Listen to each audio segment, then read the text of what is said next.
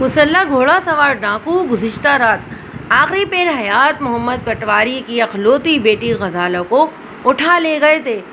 غزالہ پچھلے ایک ہفتے سے مائیوں بیٹھی ہوئی تھی، آج اس کی بارات آنے والی تھی، لیکن سورج طلوع ہونے سے پہلے ہی شادی والا گھر ماتم کدہ بن گیا تھا۔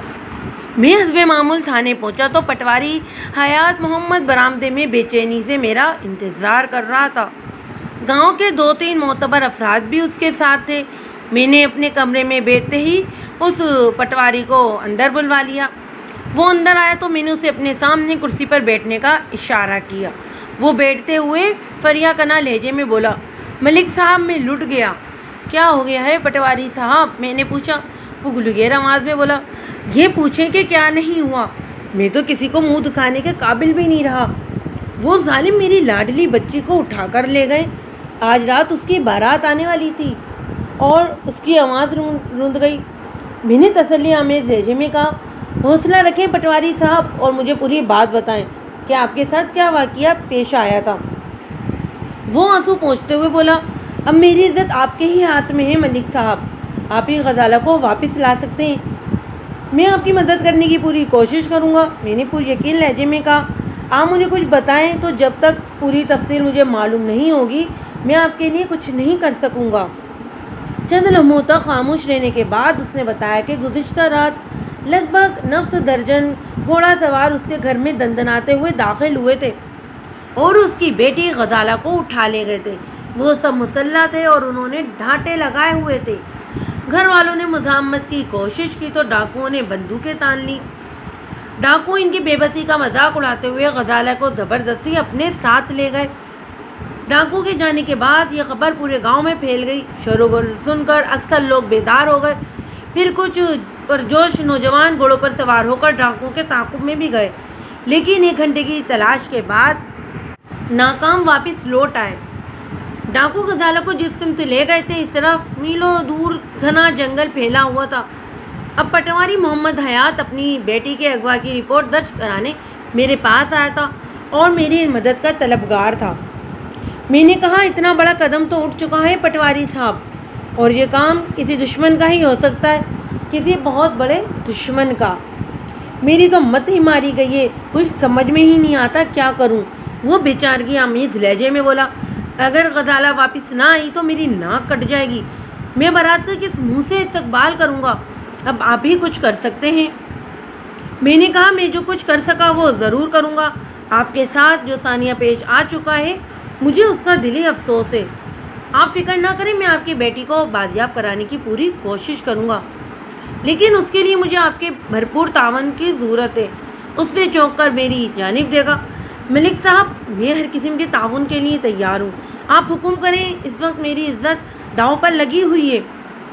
میں آپ سے خاصا ذاتی نوعیت کا ایک سوال پوچھنا چاہتا ہوں، آپ جو چاہے پوچھیں۔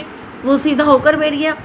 غزالہ کی شادی آپ اپنی مرضی سے کر رہے تھے یا اس میں اس کی بھی رضامندی شامل تھی؟ میں آپ کی بات کا مطلب نہیں سمجھا جناب، میں نے کوئی مشکل بات تو نہیں کی۔ میں نے کہا، کیا غزالہ اس شادی کے لیے باخوشی تیار تھی؟ ہاں جی بالکل، وہ پرسوک لہجے میں بولا۔ اس سے اچھا رشتہ بھلا اور کیا ہو سکتا تھا؟ اس کی شادی چودھری قادر زمان کے بیٹے چودھری حیدر علی سے ہو رہی تھی۔ غزالہ کے نصیب جاگ اٹھے تھے، لیکن اس کی آنکھوں میں آنسو تیرنے لگے۔ میں نے کہا، آپ فکر نہیں کریں پٹواری صاحب، میں بھی جا کر موقع کا جائزہ لیتا ہوں اور ڈاکو کی تلاش کا کام بھی فوری طور پر شروع ہو جائے گا۔ انشاءاللہ ہم بہت جلد غزالہ کا سراغ لگانے میں کامیاب ہو جائیں گے۔ سونا رب ایسا ہی کرے، وہ ممنون بھرے انداز میں بولا۔ میں نے پوچھا، حیات محمد آپ کے گھر سے ڈاکو غزالہ کے علاوہ اور کیا کیا لے کر گئے ہیں؟ انہوں نے کسی اور چیز کو ہاتھ بھی نہیں لگایا۔ کیا آپ نے گھر کا قیمتی سامان وغیرہ چیک کیا؟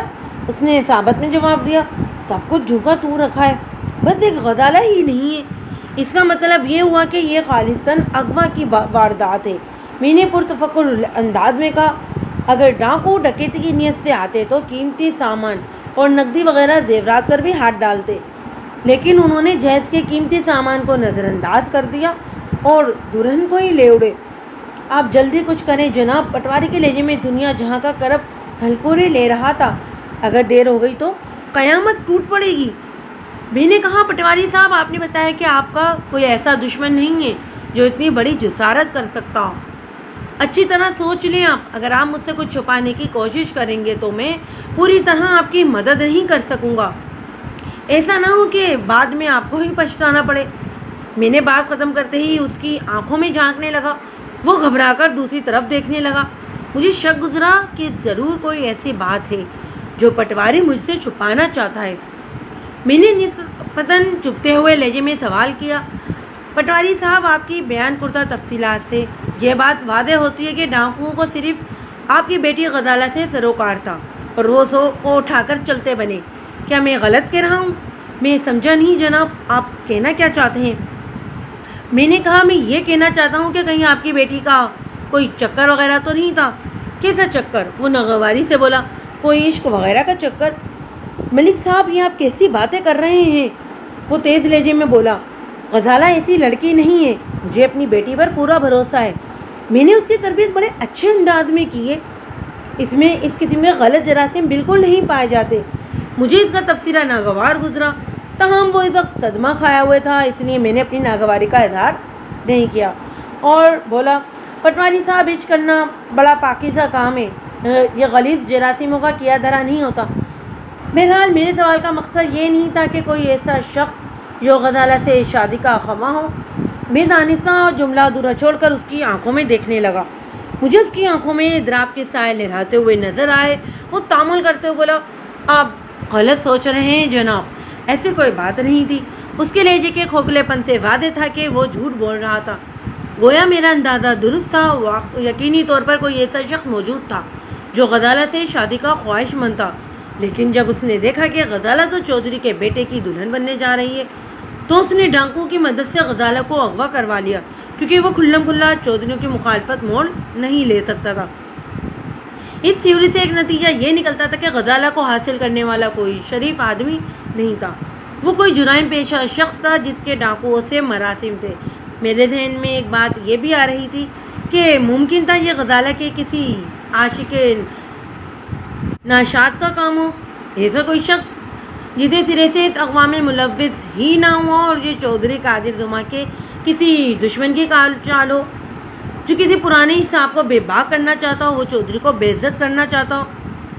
اس کے علاوہ ایک امکان یہ بھی تھا کہ یہ پٹواری حیات محمد کے کسی دیرینہ دشمن کا کارنامہ ہو۔ میرے ذہن میں متعدد امکانات جل بجھ رہے تھے اور مجھے یہ بھی محسوس ہو رہا تھا کہ پٹواری حیات محمد بہت سی باتوں کی پردہ پوشی کر رہا تھا۔ میں نے اس کے چہرے پر نظر جماتے ہوئے سوال کیا، پٹواری صاحب، آپ کی بیٹی کی عمر کیا ہے؟ آنے والے ساون میں 22 سال کی ہو جائے گی۔ میں نے پوچھا، آپ ماشاءاللہ پڑھے لکھے آدمی ہیں، مجھے امید ہے کہ آپ نے غزالہ کو بھی تعلیم دلوائی ہوگی۔ جی ہاں، وہ 10 جماعتیں پاس ہے۔ آگے نہیں پڑھایا آپ نے؟ وہ تو پڑھنا چاہتی تھی لیکن میں نے خود ہی اجازت نہیں دی، اس نے بتایا، پھر خود ہی وضاحت کر دی۔ میں نے کون سی اس سے ملازمت کروانی تھی، لڑکیوں کی اتنی ہی تعلیم کافی ہے، ویسے بھی آگے تعلیم جاری رکھوانے کے لیے اسے کالج جانا پڑتا جو شہر میں، گاؤں کی بات تو دوسری تھی، لیکن روزانہ شہر آنا جانا، میرا مطلب ہے ملک صاحب، زمانہ ٹھیک نہیں ہے، اپنی عزت اپنے ہاتھ میں ہوتی ہے۔ میں نے واضح طور پر محسوس کیا کہ اس نے پھر کچھ چھپانے کی کوشش کی تھی اور اس بات کا تعلق غزالہ کی تعلیم سے تھا۔ میں نے سوالات کا رخ تبدیل کرتے ہوئے پوچھا، پٹواری صاحب، آج آپ کی بیٹی کی بارات آنے والی ہے، آپ کا ہونے والا داماد چودھری حیدر علی کیسا شخص ہے؟ اس نے الجھی ہوئی نظروں سے مجھے دیکھا، پھر گویا ہوا، حیدر علی بہت سمجھدار بچہ ہے جناب، میری بہت عزت کرتا ہے، ویسے تو چودھری قادر زماں کی ساری اولادیں ہی اچھی ہیں، لیکن حیدر علی کا تو کوئی مقابلہ ہی نہیں۔ میں نے اچانک پوچھا، چودھری قادر زماں سے آپ کی پرانی رشتہ داری ہے؟ وہ تامل کرتے ہوئے بولا، چودھری صاحب سے میری رشتہ داری تو نہیں ہے، لیکن سمجھنے بس گھریلو تعلقات ہیں۔ میں نے حیدر علی کے رشتے کی حامی بھی اسی لیے بھری تھی کہ یہ گھریلو تعلقات کے نوعیت رشتہ داری میں بدل جائے۔ یہ تو بہت اچھی بات ہے، میں نے کہا، پھر پوچھا، میرا خیال ہے چودھری قادر زماں اس گاؤں میں تو نہیں رہتا؟ جی، وہ دوسرے گاؤں میں رہتے ہیں۔ وہ جلدی سے بولا، اس گاؤں میں ان کا آنا جانا رہتا ہے۔ میں نے پوچھا، آپ نے بتایا کہ چودھری قادر زماں سے آپ کے گھریلو تعلقات ہیں، اس کا مطلب ہے کہ چودھری صاحب آپ کے گھر بھی آتے جاتے ہوں گے؟ جی ہاں، وہ اکثر میرے گھر آتے جاتے رہتے ہیں۔ حیدر علی بھی کبھی کبھار آتا ہوگا؟ کبھی کبھار آتا رہتا ہے۔ وہ بے خیالی میں فی الفور سنبھل گیا۔ حیدر علی ہمیشہ بڑے چودھری صاحب کے ساتھ ہی آتا ہے جناب۔ حالانکہ میں نے پٹواری سے یہ نہیں پوچھا تھا کہ حیدر علی تنہا اس کے گھر میں آتا ہے، یا اپنے باپ کے ساتھ آتا ہے، لیکن اس نے خود ہی میری مات کے معلومات میں اضافہ کر دیا تھا۔ اس کا مطلب تھا کہ حیدر علی کے والد سے بھی اس کے دل میں کوئی چور تھا جو نادانستگی میں اس کی زبان پر آ گیا تھا۔ میں نے سوال کیا، پٹواری صاحب لگتا ہے یہ شادی چھوٹے چودھری کی پسند سے ہو رہی تھی؟ آپ سے جھوٹ نہیں بولوں گا جناب، پٹواری نے سنجیدہ لہجے میں کہا۔ حیدر علی واقعی میری بیٹی کو پسند کرتا ہے، کیا غزالہ بھی اسے پسند کرتی ہے؟ اس نے چاہت آمیز نظروں سے مجھے دیکھا اور بولا، میں نے غزالہ کی مرضی معلوم کرنے کے لیے اپنی بیوی سے کہا تھا اور کشور نے مجھے تسلی بخش جواب دیا تھا۔ کیسا تسلی بخش جواب؟ میں نے پوچھا اس سے۔ وہ بولا، کشور نے بتایا تھا کہ غزالہ چودھری حیدر علی سے اپنے رشتے کی بات سن کر خاموش ہو گئی تھی اور اس نے انکار بھی نہیں کیا تھا، بس گردن جھکا دی تھی۔ میں نے کہا، غزالہ نے انکار نہیں کیا تھا تو آپ نے سمجھ لیا کہ اسے یہ شادی منظور ہے؟ بالکل جناب، اگر غزالہ کو اس شادی پر کوئی اعتراض ہوتا تو وہ ضرور اس کا اظہار کر دیتی۔ وہ ہم میاں بیوی سے کچھ نہیں چھپاتی، وہ ہماری اکلوتی اولاد ہے، ہم نے اسے بڑی محبت سے پالا ہے۔ اسے یقین تھا کہ ہم اس کے سچے خیر خواہ ہیں۔ اگر ہم اس کی شادی چودھری حیدر علی سے کر رہے تھے تو اس میں غزالہ ہی کی بھلائی تھی۔ میں نے کہا، اچھا ٹھیک ہے، آپ باہر جا کر بیٹھے، میں بھی آپ کے ساتھ چلتا ہوں۔ میری غزالہ مل تو جائے گی نا ملک صاحب؟ وہ امداد طلب نظروں سے مجھے دیکھتے ہوئے بولا۔ میں اپنی پوری سے کوشش کروں گا۔ وہ کمرے سے نکل گیا تو میں اس واردات پر پھر ایک بار غور کرنے لگا۔ اگر پٹواری نے دانستہ کچھ باتوں کو چھپانے کی کوشش کی تھی تو اس کا مطلب تھا کہ کہیں نہ کہیں کوئی گڑبڑ ضرور تھی۔ میں نے ASI محمد ریاض باجوہ کو اپنے کمرے میں بلایا اور ساری بات سمجھانے کے بعد موقع واردات پر چلنے کی تیاری کا حکم دیا۔ اس وقت ایک کانسٹیبل نے اندر آ کر اطلاع دی، ملک صاحب، ساتھ والے پنڈ کے چودھری صاحب آئے۔ کون سے چودھری صاحب؟ السلام علیکم ملک صاحب۔ کانسٹیبل کے جواب دینے سے پہلے ہی چودھری اندر آ گیا۔ میرا نام چودھری قادر زمان ہے۔ پھر اس نے اپنے ساتھ آنے والے ایک گھمرو نوجوان کا تعارف کرواتے ہوئے کہا، یہ میرا بیٹا حیدر علی ہے۔ میں نے کہا، چودھری قادر زمان، اور اس کے بیٹے کو بیٹھنے کا اشارہ کیا۔ پٹواری حیات محمد انہیں دیکھتے ہی کرسی سے اٹھ کھڑا ہو گیا تھا۔ چودھری قادر زمان نے اکڑے ہوئے لہجے میں پٹواری سے پوچھا، حیات محمد، یہ سب کیسے ہو گیا؟ حیات محمد باقاعدہ رونے لگا۔ غضب ہو گیا چودھری صاحب، میں تو آپ سے آنکھ ملانے کے قابل بھی نہیں رہا۔ ڈاکو میری غزالہ کو اٹھا کر لے گئے ہیں۔ ابھی تھوڑی دیر پہلے مجھے اس واقعے کی اطلاع ملی تھی۔ قادر زمان نے بستور اکھڑے ہوئے ہی انداز میں کہا تھا، یہاں آ کر پتہ چلا کہ تم رپورٹ لکھوانے تھانے آ گئے ہو تو میں سیدھا ادھر ہی چلا آیا۔ ملک صاحب نے تو رپورٹ درج کر لی ہے۔ حیات محمد نے چودھری قادر زمان کو مطلع کیا، ابھی میرے ساتھ جانے ہی والے تھے کہ آپ آ گئے۔ قادر زمان نے میری طرف دیکھتے ہوئے کہا، ملک صاحب، یہ آپ نے اپنے علاقے میں کیا اندھیر مچا رکھی ہے؟ مجھے اس کا طرز تخاطب سخت ناگوار گزرا، تاہم میں نے ضبط کا مظاہرہ کیا۔ چودھری صاحب، میں اس علاقے کا اندھیر ختم کرنے کے لیے ہی یہاں آیا ہوں۔ اب ڈاکوؤں، چوروں اور قاتلوں کو کہیں پناہ نہیں ملے گی، چاہے کتنی ہی حسرو کرنے والا کیوں نہ ہو وہ۔ میرا جواب سن کر وہ بل کھا کر رہ گیا۔ وہ ایک روب دھاپ والا چودھری تھا۔ اس نے کورے لٹھے کی شلوار پر سیاہ شیروانی پہن رکھی تھی، پاؤں میں تلے دار خصہ تھا، ہر قدم پر اپنی موجودگی کا جو احساس دلاتا تھا۔ اس کے کندھے پر ایک گن بھی لٹک رہا تھا، سر پر کلف والی اونچے چھملے کی پگڑی عجیب بہار دکھا رہی تھی۔ چھوٹے چودھری نے تحمل ململ کے کرتے کے نیچے رنگدار تہبند باندھ رکھا تھا اور پاؤں میں دیسی جوتی تھی۔ وہ خاصا سجیلا نوجوان تھا اور اس نے بڑی صحت مند مونچھیں پاڑ رکھی تھی۔ بعد میں مجھے معلوم ہوا کہ ان کے ساتھ دو باڈی قسم کے دو مسلح شخص تھے۔ وہ باہر برآمدے میں بیٹھے ہوئے تھے۔ چودھری نے طنزیہ لہجے میں کہا، ملک جی، اگر آپ یوں ہی ہاتھ پر ہاتھ رکھے بیٹھے رہے تو پھر کر چکے آپ اندھیر ختم۔ میں نے اس کے طنز کو پیتے ہوئے جواب دیا، آپ فکر نہیں کریں چودھری صاحب، میں بھی موقع واردات پر جا کر جائزہ لیتا ہوں۔ آپ کی نظروں کے سامنے فوری قانونی کارروائی کی جائے گی۔ چودھری حیدر علی نے کہا، آپ قانونی کارروائی کریں یا کچھ اور، مجھے شام سے پہلے غزالہ چاہیے بس۔ اس کے لہجے میں تحکم پایا جاتا تھا۔ میں نے کہا، جوان تھانے دار تم ہو یا میں؟ تھانے دار تو آپ ہی ہیں، تو پھر مجھے تھانے داری سکھانے کی کوشش نہ کرو۔ میں نے سخت دار لہجے میں کہا، میں جانتا ہوں مجھے اس موقع پر کیا کرنا ہے۔ وہ سینہ پھلاتے ہوئے بولا، تھانے دار صاحب، یہ میری عزت کا معاملہ ہے، اگر غزالہ واپس نہ آئی تو؟ میں نے اس کے کندھے پر ہاتھ رکھتے ہوئے تشکیع آمیز انداز میں کہا، میں تمہارے جذبات کو سمجھتا ہوں، اور مجھے اس واقعے کا دلی صدمہ ہے۔ تم حوصلہ رکھو، تمہاری ہونے والی بیوی کو میں ضرور ڈھونڈ نکالوں گا۔ ملک صاحب، چودھری قادر زمان نے رونق بھرے لہجے میں کہا، آپ پیسوں کی پرواہ نہ کریں، اللہ نے مجھے بہت نواز رکھا ہے، میں آپ کے قدموں میں نوٹوں کا انبار لگا دوں گا۔ میں نے تمسخرانہ مسکراہٹ ہونٹوں پر لاتے ہوئے کہا، جس کام کے لیے مجھے گورنمنٹ نے اس تھانے میں رکھا ہے نا، وہ مجھے اس کی سرکاری تنخواہ بھی دیتی ہے اور میرے لیے وہی کافی ہے۔ آپ فکر نہ کریں، میں اپنے فرائض پوری طرح نبھاؤں گا۔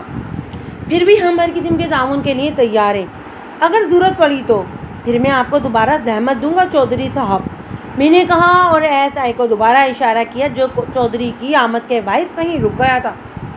چودھری قادر زمان اور چودھری حیدر علی ایک سجے سجائے ٹانگے میں وہاں پہنچے تھے۔ میں ان کے ساتھ ہی بیٹھ گیا۔ ایس آئی 2 کانسٹیبلوں کے ساتھ سائیکلوں پر سوار ہو کر پٹواری حیات محمد کے گھر کی طرف چل دیا۔ پٹواری حیات محمد اور گاؤں کے دوسرے افراد گھوڑوں پر سوار تھے۔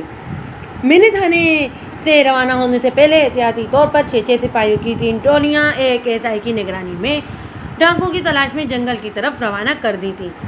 دریا کے اس پار وہ طویل اور اس جنگل میلوں تک پھیلا ہوا تھا۔ میری یہ کارروائی دیکھ کر چودھری قادر زمان اور حیدر علی خاصے مطمئن نظر آ رہے تھے۔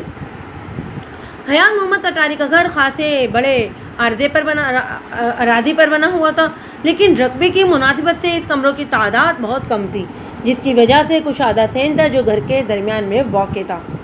آپ اپنی آسانی کے لیے یوں سمجھ لیں کہ گھر کے پچھلے حصے میں 3 ہال نما بڑے بڑے کمرے بنے ہوئے تھے، جن کے سامنے گول ستونوں والا محرابی برآمدہ تھا۔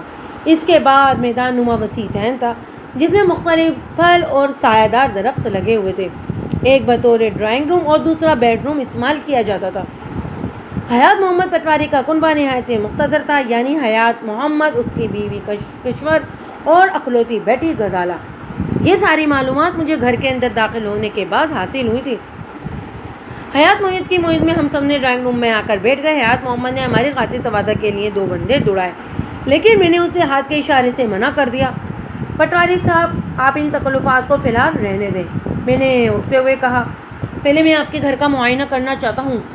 1 منٹ، وہ ہاتھ کے اشارے سے مجھے رکنے کا کہہ کر گھر کے اندرونی حصے کی جانب بڑھ گیا۔ میں پردہ کروا کر آتا ہوں جناب۔ تھوڑی دیر بعد وہ واپس آیا اور مجھے اپنے ساتھ چلنے کا اشارہ کیا۔ میں ایس آئی ریاض اور دونوں کانسٹیبلوں کو بیٹھک میں چھوڑ کر حیات محمد کے ساتھ اندر کی طرف چلا گیا۔ حیات محمد نے گھر کے پچھلے حصے میں بنے ہوئے بائیں طرف والے کمرے کی جانب اشارہ کرتے ہوئے بتایا، غزالہ اس کمرے میں سوئی تھی، بلکہ یوں کہیں کہ یہ غزالہ ہی کا کمرہ ہے۔ میں نے پوچھا، کیا کل رات بھی وہ اسی کمرے میں سوئی تھی؟ حیات محمد نے اصابت میں جواب دیا۔ میں نے کمرے کا جائزہ لیا، اس کمرے میں 2 دروازے تھے، ایک باہر برآمدے کی جانب میں بھی کھلتا تھا اور دوسرا درمیانے کمرے کی طرف، اس کے علاوہ ایک کھڑکی بھی برآمدے میں کھلتی تھی۔ میں نے حیات محمد سے پوچھا، کیا غزالہ اس کمرے میں اکیلی سوتی تھی؟ جی ہاں، عام طور پر تو وہ اکیلے ہی سوتی تھی، لیکن شادی کی وجہ سے گھر میں خاصے مہمان آئے ہوئے تو آج کل کچھ لڑکیاں بالیاں بھی اس کمرے میں سو جایا کرتی تھیں۔ گزشتہ رات اس کے ساتھ کون کون تھا؟ اس نے ایک لمحے کا تامل کیا، پھر بولا، مجھے ٹھیک طرح سے یاد تو نہیں، لیکن آپ ٹھہرے، میں اپنی گھر والی سے پوچھ کر آپ کو بتاتا ہوں۔ آپ کی گھر والی سے میں خود ہی پوچھ لوں گا۔ میں نے کہا، آپ یہ بتائیں کہ آپ میاں بیوی کس کمرے میں رہتے ہیں؟ یہ درمیان والے کمرے میں۔ اور دائیں جانب والے کمرے میں کون ہوتا ہے؟ حیات محمد نے بتایا، عام طور پر تو یہ کمرہ خالی ہی رہتا ہے، لیکن آج کل کچھ مہمان ٹھہرے ہوئے ہیں اسی میں۔ میں نے پوچھا، جب ڈاکوؤں نے غزالہ کو اغوا کیا تو آپ اس وقت کیا کر رہے تھے؟ میں کشور کے ساتھ اپنے کمرے میں تھا، حیات محمد نے بتایا، اور ہم سو رہے تھے۔ رات 11 بجے تک مہمان، عورتیں اور گاؤں کی لڑکیاں ڈھولک پر گیت گاتی رہتی تھیں، اس کے بعد ہم لوگ سو جاتے ہیں۔ کیا آپ نے سونے سے پہلے باہر کا دروازہ بند کیا تھا؟ میں نے سوال کیا۔ حیات محمد بولا، میں نے خود اپنے ہاتھوں سے گیٹ بند کیا تھا ملک صاحب، نہ صرف بند کیا تھا بلکہ اندر سے بھی کنڈی چڑھا دی تھی۔ تالا تو نہیں لگایا تھا؟ نہیں جی، وہ نفی میں سر ہلاتے ہوئے بولا، اس کی کیا ضرورت تھی، کنڈی ہی کافی تھی، پہلے کبھی ایسا واقعہ جو پیش نہیں آیا، ہمارے گاؤں میں تو چوری چکاری کے واقعات بھی پیش نہیں آتے۔ میں نے کہا، اس کا مطلب ہے ڈاکوؤں میں سے پہلے ہی کوئی ایک آدھ بندہ گیٹ کے اوپر سے پھلانگ کر اندر آیا ہوگا، پھر اس نے اپنے ساتھیوں کے لیے گیٹ کھول دیا۔ پتہ نہیں جی، ان نامرادوں نے کیا کیا ہوگا۔ اور روحان سے لہجے میں بولا، میری بیٹی کو لے گئے وہ، خدا کرے ان کو نمونیا ہو جائے اور وہ ہیضے سے مرے۔ اور میری غزالہ مجھے واپس مل جائے۔ میں نے اس کے واولے کو نظر انداز کرتے ہوئے پوچھا، آپ کی آنکھ کس طرح کھلی تھی؟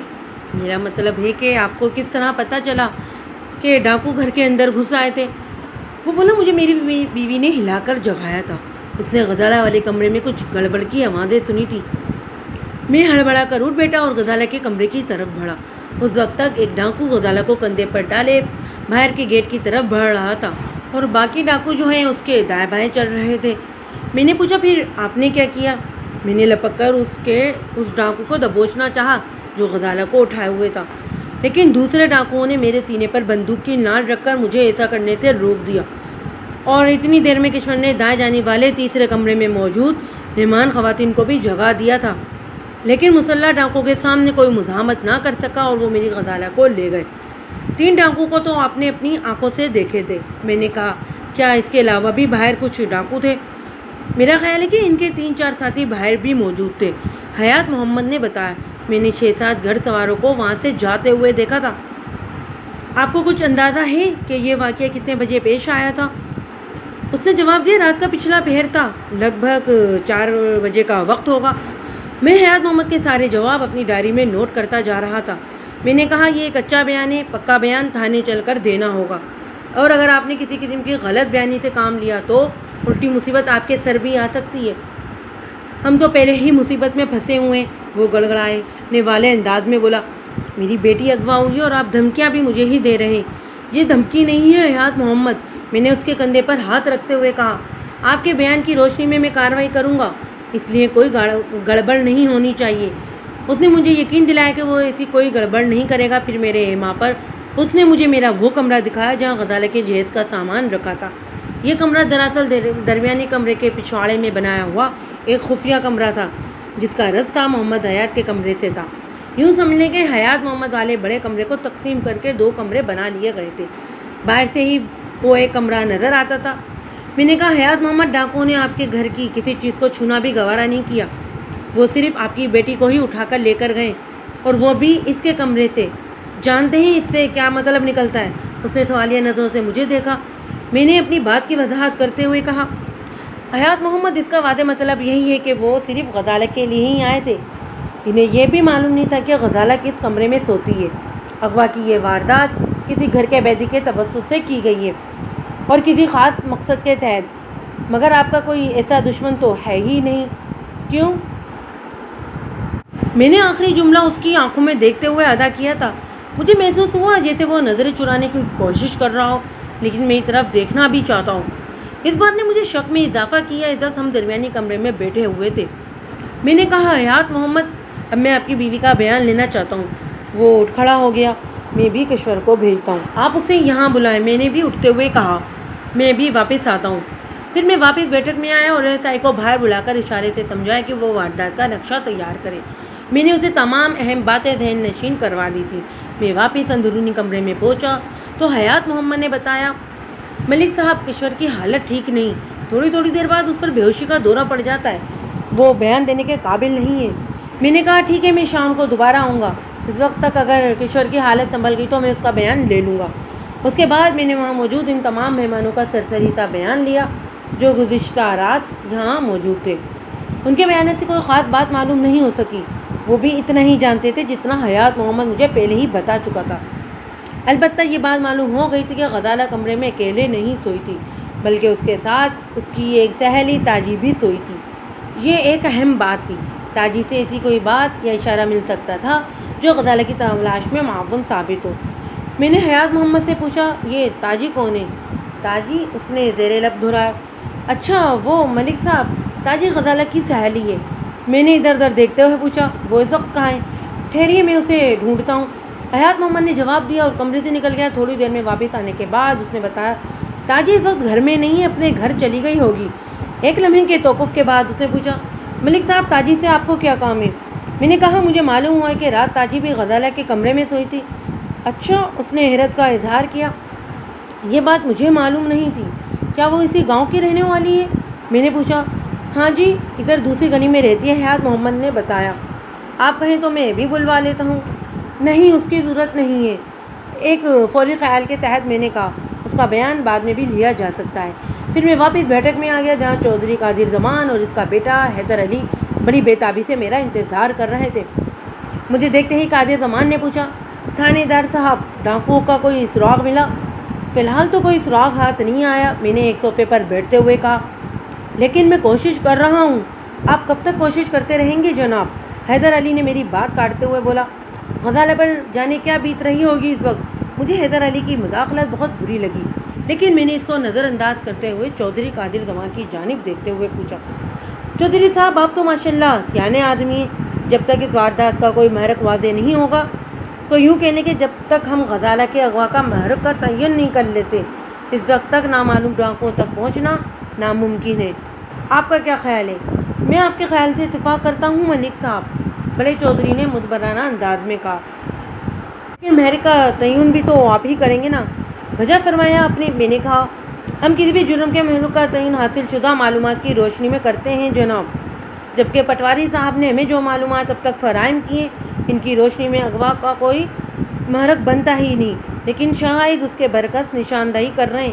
آپ کہنا کیا چاہتے ہیں تھانے دار صاحب؟ بڑا چودھری سیدھا ہو کر بیٹھ گیا۔ میں نے کہا، غزالہ کے اغوا اور طریقہ اغوا سے یہ بات واضح ہے کہ اغوا کنندگان کو صرف اور صرف غزالہ کی ضرورت تھی، ورنہ اس گھر میں خاصا پیش قیمت سامان موجود تھا اور زیورات بھی تھے، لیکن ڈاکوؤں نے کسی چیز کو بھی ہاتھ نہیں لگایا اور غزالہ کو اٹھا کر چلتے بنے، اور یہ کام صرف دو افراد ہی کر سکتے ہیں۔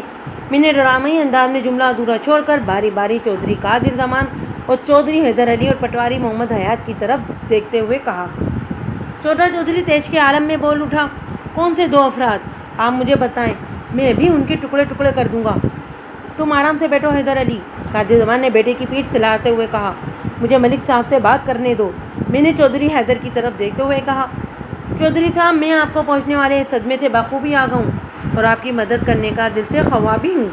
آپ اپنے جذبات کو کنٹرول میں رکھیں۔ چودھری زمان نے مجھ سے پوچھا، ملک صاحب آپ دو افراد کا ذکر کر رہے تھے؟ میں نے کہا، ہاں، میرے اندازے کے مطابق یا تو یہ کسی ایسے شخص کی حرکت ہے جو غزالہ اور حیدر علی کی شادی سے خوش نہیں تھا، اس نے غزالہ کو اغوا کر لیا یا اغوا کروا لیا۔ چودھری قادر زمان نے کہا، قطع کلامی کی معافی چاہتا ہوں جناب۔ پھر پوچھا، ایسا شخص کون ہو سکتا ہے جو اس شادی سے ناخوش ہو؟ میں نے کہا، کوئی بھی ایسا شخص جو غزالہ سے شادی کرنا چاہتا ہو۔ حیدر علی ایک دم اٹھ کھڑا ہوا، یہ کیا کہہ رہے ہیں آپ؟ میں نے پہلے بھی تمہیں سمجھایا تھا کہ جذبات کو کنٹرول میں رکھو۔ میں نے ناگواری سے اس کی طرف دیکھا، لیکن لگتا ہے بات تمہاری سمجھ میں نہیں آئی۔ اب اگر تم نے اشتعال میں آنے کی کوشش کی نا تو میں تمہیں بیٹھک سے اٹھوا دوں گا۔ تم خاموش نہیں بیٹھ سکتے حیدر علی؟ قادر زمان نے بازو سے پکڑ کر حیدر کو بٹھاتے ہوئے سرزش کی، مجھے ملک صاحب سے بات کرنے دو، تمہارا بیچ میں بولنا مناسب نہیں۔ پھر حیات محمد پٹواری کی طرف دیکھتے ہوئے بولا، کیوں حیات محمد، ایسی کوئی بات تھی؟ حیات محمد احتجاجی لہجے میں بولا، بالکل نہیں جناب، ملک صاحب کی قیاس آریاں میری سمجھ میں بالکل نہیں آ رہی، سب آپ کی سمجھ میں آ جائے گا۔ میں نے اسے تیز نظروں سے گھورتے ہوئے کہا، ابھی تو بس تفتیش کا آغاز ہوا ہے، کمال کرتے ہیں آپ بھی۔ حیات محمد نے دریدہ نظروں سے دیکھتے ہوئے مجھے کہا، میں غزالہ کے غم میں مارا جا رہا ہوں اور آپ الٹی سیدھی باتیں کر رہے ہیں۔ یہ الٹی سیدھی باتیں بالکل تیر کی طرح سیدھی ہو جائیں گی، میں نے گھمبل لہجے میں کہا۔ چودھری قادر زمان نے مجھ سے پوچھا، ملک صاحب، ایک شخص کی تو آپ نے امکان شاید دہی کر دیے، پر دوسرا شخص کون ہو سکتا ہے؟ آپ نے ممکنہ دو افراد کا تو ذکر ہی کیا تھا۔ جی ہاں، میں نے ممکنہ افراد کا ذکر کیا تھا، میں نے گلا کھنگار کر صاف کیا۔ دوسرا شخص آپ دونوں کا مشترک دشمن ہو سکتا ہے، یعنی آپ کا اور پٹواری صاحب کا۔ وہ ایک تیر سے دو شکار کرنا چاہتا ہوگا، آپ دونوں کو نقصان پہنچا کر آپ سے کوئی دیرینہ انتقام لینا چاہتا ہوگا۔ یہ آپ کا خیال بھی ہو سکتا ہے یا کوئی ٹھوس ثبوت بھی ہے آپ کے پاس؟ چودھری قادر زمان نے پوچھا۔ میں نے کہا، چودھری صاحب، ہماری تفتیش کی گاڑی تو شک کے پیٹرول سے چلتی ہے، جب مدعی پورا تعاون نہ کرے اور حقائق چھپانے کی کوشش کرے تو ہمیں لاعلم مخصوص کو بنیاد بنا کر آگے بڑھنا ہی پڑتا ہے۔ آپ کا خیال ہے کہ پٹواری حیات محمد آپ سے کچھ چھپا رہا ہے؟ چودھری قادر زمان نے کہا اور حیات محمد کی طرف دیکھا۔ میں نے کہا، میں اپنے تجربے کی بنا پر یہ بات دعوے کے ساتھ کہہ سکتا ہوں کہ پٹواری صاحب اس سے کہیں زیادہ جانتے ہیں جتنا انہوں نے مجھے بتایا ہے۔ چودھری زمان کسی گہری سوچ میں ڈوب گیا۔ حیات محمد پٹواری نے کہا، ملک صاحب، مجھے جو کچھ معلوم تھا وہ میں آپ کو بتا چکا ہوں۔ میں دوسرے فرد کے بارے میں غور کر رہا ہوں قادر زمان کی آواز کہیں دور سے آتی محسوس ہوئی تھی۔ ہمارا ایسا مشترکہ دشمن کون ہو سکتا ہے؟ چودھری حیدر علی نے کہا۔ ابا جی، وہ شخص ملک افضل کے سوا اور کوئی نہیں ہو سکتا۔ ملک افضل حسین؟ چودھری زمان نے سر کو صحاباتی جشن دیتے ہوئے کہا تھا، لیکن وہ جملہ ادھورا چھوڑ کر خاموش ہو گیا۔ میں نے جلدی سے پوچھا، یہ ملک افضل حسین کون ہے؟ پٹواری حیات محمد نے جواب دیا، چودھری صاحب کے ساتھ والے پنڈ کا چودھری ہے جناب۔ ملک افضل اور چودھری صاحب کی زمینیں آپس میں ملی ہوئی ہیں۔ چودھری صاحب، میں نے قادر زمان کو مخاطب کرتے ہوئے پوچھا، افضل حسین کی آپ سے کیا دشمنی ہے؟ وہ زیر لب مسکرایا، کوئی خاص دشمنی نہیں ہے۔ کئی سالوں سے ہمارے درمیان زمین کا جھگڑا چل رہا تھا، بات عدالت تک بھی گئی تھی، لیکن میں نے وہ کیس جیت لیا تھا۔ اس سلسلے میں پٹواری محمد حیات نے بھرپور تعاون کیا تھا، لیکن یہ بات ایسی نہیں تھی کہ ملک افضل اس انتہا کو پہنچ جائے۔ میں سمجھ گیا کہ پٹواری محمد حیات نے مقدمہ جیتنے میں چودھری زمان کی کس نوعیت کی مدد کی ہوگی۔ میں پٹواریوں کے جوڑ طور سے بخوبی واقف تھا اور ان کی کاغذی قوت کا بھی مجھے پورا اندازہ تھا۔ میں نے کہا، میں اس سلسلے میں ملک افضل حسین سے ضرور ملوں گا۔ پھر میں نے پٹواری حیات محمد کو مخاطب کرتے ہوئے پوچھا، پٹواری صاحب، کیا ملک افضل کا بھی آپ کے گھر آنا جانا تھا؟ وہ کانوں کو ہاتھ لگاتے ہوئے بولا، توبہ کریں جناب، میں ایسے نحوست زدہ لوگوں سے بالکل ملنا پسند نہیں کرتا۔ پھر اس نے خود ہی اپنی بات کی وضاحت بھی کر دی۔ اس نے 4 بیویاں کر رکھی ہیں، لیکن اولاد ایک سے بھی نہیں ہوئی۔ خدا کی مار پڑی اس شخص پر۔ میں نے کہا، اولاد دینا یا نہ دینا اوپر والے کے ہاتھ میں۔ انسان اس معاملے میں بے بس تھے پٹواری صاحب، اور ایک بات آپ اچھی طرح ذہن میں بٹھا لیں، اور وہ یہ کہ آپ کی بیٹی کو اغوا کرنے والے اس بات سے واقف تھے کہ غزالہ کا کمرہ کون سا ہے۔ وہ سیدھے وہیں پہنچے اور اسے اٹھا کر لے گئے۔ کیا اس سے یہ بات ثابت نہیں ہوتی کہ وہ آپ کے گھریلو معاملات اور حالات سے اتنے ہی آگاہ تھے جتنا کہ آپ؟ وہ پریشانی سے ادھر ادھر دیکھنے لگا۔ اسی انسنا میں ASI ریاض جو بیٹھک میں داخل ہوا، اس کے چہرے پر دبا دبا سا جوش دیکھا جاتا تھا۔ یہ دیکھیں ملک صاحب، اس نے مخاطب کرتے ہوئے سگریٹ کا ایک پیکٹ میری جانب بڑھا دیا۔ کیا ہے یہ؟ میں نے وہ پیکٹ ہاتھ میں لے کر دیکھتے ہوئے پوچھا۔ یہ تمہیں کہاں سے ملا؟ ادھر غزالہ کے کمرے سے، ASI نے جواب دیا۔ ایک چارپائی کے نیچے پڑا تھا۔ سگریٹ کا وہ پیکٹ قریب قریب بھرا ہوا تھا۔ 2 یا 3 سگریٹ اس میں سے استعمال کی گئی تھیں۔ غزالہ کے کمرے سے سگریٹ کا پیکٹ ملنا ایک غیر معمولی بات تھی۔ میں نے حیات محمد کے ساتھ جا کر تصدیق کی کہ مذکرہ چارپائی غزالہ کی تھی یا تاجی کی۔ معلوم ہوا کہ جس چارپائی کے نیچے سے وہ پیکٹ ملا تھا وہ غزالہ کی تھی۔ ظاہر ہے تاجی یا غزالہ میں سے تو کوئی سگریٹ نہیں پیتی ہوگی۔ اب ایک ہی امکان باقی تھا کہ وہ سگریٹ کا پیکٹ غزالہ کو اغوا کرنے والے ڈاکو کا تھا، جو غزالہ کو کندھے پر لاتے ہوئے اس کی جیب سے نکل کر کمرے کے فرش پر گر گیا ہوگا، جو بعد ازاں کسی کے پاؤں کی ٹھوکر سے چارپائی کے نیچے چلا گیا ہوگا۔ غزالہ کے اغوا کے بعد گھر میں کہرام مچا ہوا تھا، کسی کا اس طرف دھیان ہی نہیں گیا ہوگا۔ میں نے پٹواری حیات محمد سے پوچھا، آپ سگریٹ پیتے ہیں؟ نہیں جناب، میں تو حقے کا عادی ہوں، اس نے جواب دیا۔ مجھے سگریٹ پینا پسند نہیں، اس میں وہ حقے والا مزہ کہاں؟ میں نے کہا، کل رات یہاں ٹھہرنے والے مہمانوں میں کتنے مرد تھے؟ انہیں فل فور یہاں بلائیں۔ حیات محمد گیا اور اپنے مہمان مردوں کو لے کر آ گیا۔ وہ دونوں عمر رسیدہ افراد تھے اور حیات محمد کے خاصے قریبی رشتے دار تھے۔ ان میں سے ایک کا نام خوشی محمد اور دوسرے کا نام دلدار حسین تھا۔ میں نے دلدار حسین سے پوچھا، چاچا سگریٹ کون سی پیتے ہو؟ بگلا مار کر اس نے جواب دیا اور جیب سے بگلا مار کر سگریٹ پیکٹ نکال کر دکھایا۔ میں نے خوشی محمد سے بھی وہی سوال کیا اور بولا، تھانے دار صاحب، میں عام طور پر تو حقہ ہی پیتا ہوں، بس کبھی کبھار ہی سگریٹ منہ میں لے لیتا ہوں، اور جو بھی مل جائے، کبھی ہتھوڑا مار کا نہیں پی۔ اللہ آپ کا بھلا کرے تھانے دار پتر، وہ رسانیت سے بولا۔ میں نے بتایا ہے نا، جو بھی مل جائے، یعنی جو بھی کوئی پلا دے، میں خود خرید کر سگریٹ نہیں پیتا۔ پھر ایک لمحے کے لیے توقف کے بعد اس نے پوچھا، غزالہ بیٹی کا کچھ پتہ چلا تھانے دار صاحب؟ میں غزالہ کا ہی سراغ لگانے کی کوشش کر رہا ہوں۔ پھر میں نے خوشی محمد اور دلدار حسین کو جانے کی اجازت دے دی۔ بعد میں مجھے معلوم ہوا کہ خوشی محمد رشتے میں غزالہ کا دور دار کا ماموں لگتا تھا۔ میں نے ہتھوڑا مارکا کا سگریٹ کا وہ پیکٹ اپنے پاس محفوظ کر لیا۔ اس زمانے میں فنگر پرنٹ اٹھانے کا کوئی رواج نہیں تھا۔ چودھری قادر زمان نے پوچھا، ملک صاحب، سگریٹ کا یہ پیکٹ بھلا آپ کی کتنی مدد کرے گا؟ میں نے کہا، کچھ نہ ہونے سے تھوڑا ہونا بھی بہت بہتر ہوتا ہے۔ یہ تو آپ ٹھیک کہہ رہے ہیں، اور یہ بھی یاد رکھیں کہ بعض اوقات معمولی نوعیت کے سراغ بھی بہت کارآمد ثابت ہوتے ہیں۔ میں نے کہا ممکن ہے میں سگریٹ کے پیکٹ سے غزالہ تک پہنچ جاؤں، خدا آپ کی زبان مبارک کرے ملک صاحب۔ پٹواری حیات محمد نے کہا۔ چودھری قادر زمان اٹھتے ہوئے بولا، ہم تو اب چلیں گے، ادھر حویلی میں اس خبر نے تہلکہ مچا رکھا ہے، ایک افراتفری کا عالم ہے، مجھے حیدر علی کی ماں اور چھوٹے بہن بھائیوں کو بھی جا کر سنبھالنا ہے۔ میں نے کہا آپ کا بیان بھی بہت ضروری ہے چودھری صاحب۔ ہاں وہ ثابت میں سے ہلاتے ہوئے بولا، ابھی تو میں بہت جلدی میں ہوں، آپ بیان شیان کا سلسلہ کل پر رکھ لیں۔ ٹھیک ہے، میں نے کہا آپ تھانے دار آنے کی زحمت گوارا کریں گے یا میں؟ وہ میری بات پوری ہونے سے پہلے ہی بول اٹھا، ملک صاحب آپ ہماری حویلی کو رونق بخش دیں تو بہت خوشی ہوگی، ویسے بھی آپ نے افضل حسین کی طرف تو جانا ہی ہے، میری حویلی وہاں سے زیادہ دور نہیں ہے، چلے میں آپ کی حویلی ہی میں آ جاؤں گا، میں نے خوش دلی سے کہا۔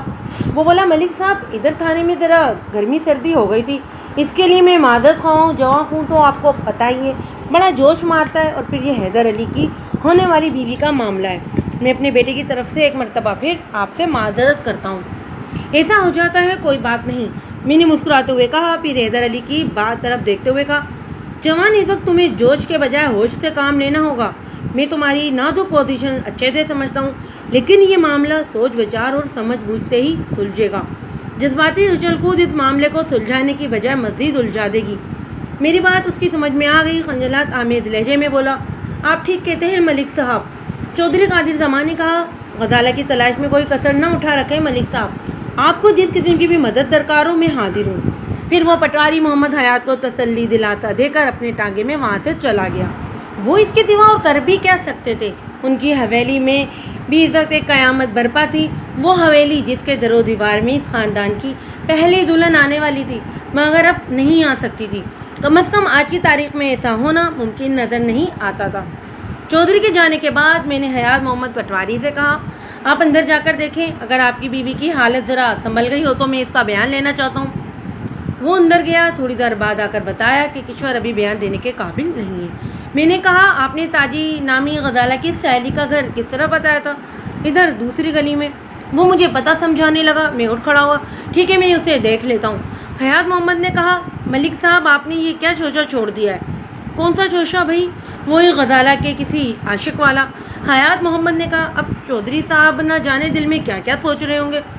میں نے کہا، میں نے کوئی ایسا شوشہ نہیں چھوڑا، بلکہ ایک امکان کی جانب اشارہ کیا تھا، کیونکہ بظاہر اغوا کی وجہ نظر نہیں آتی، پر چودھری صاحب کے دل میں تو میل آ گیا نا۔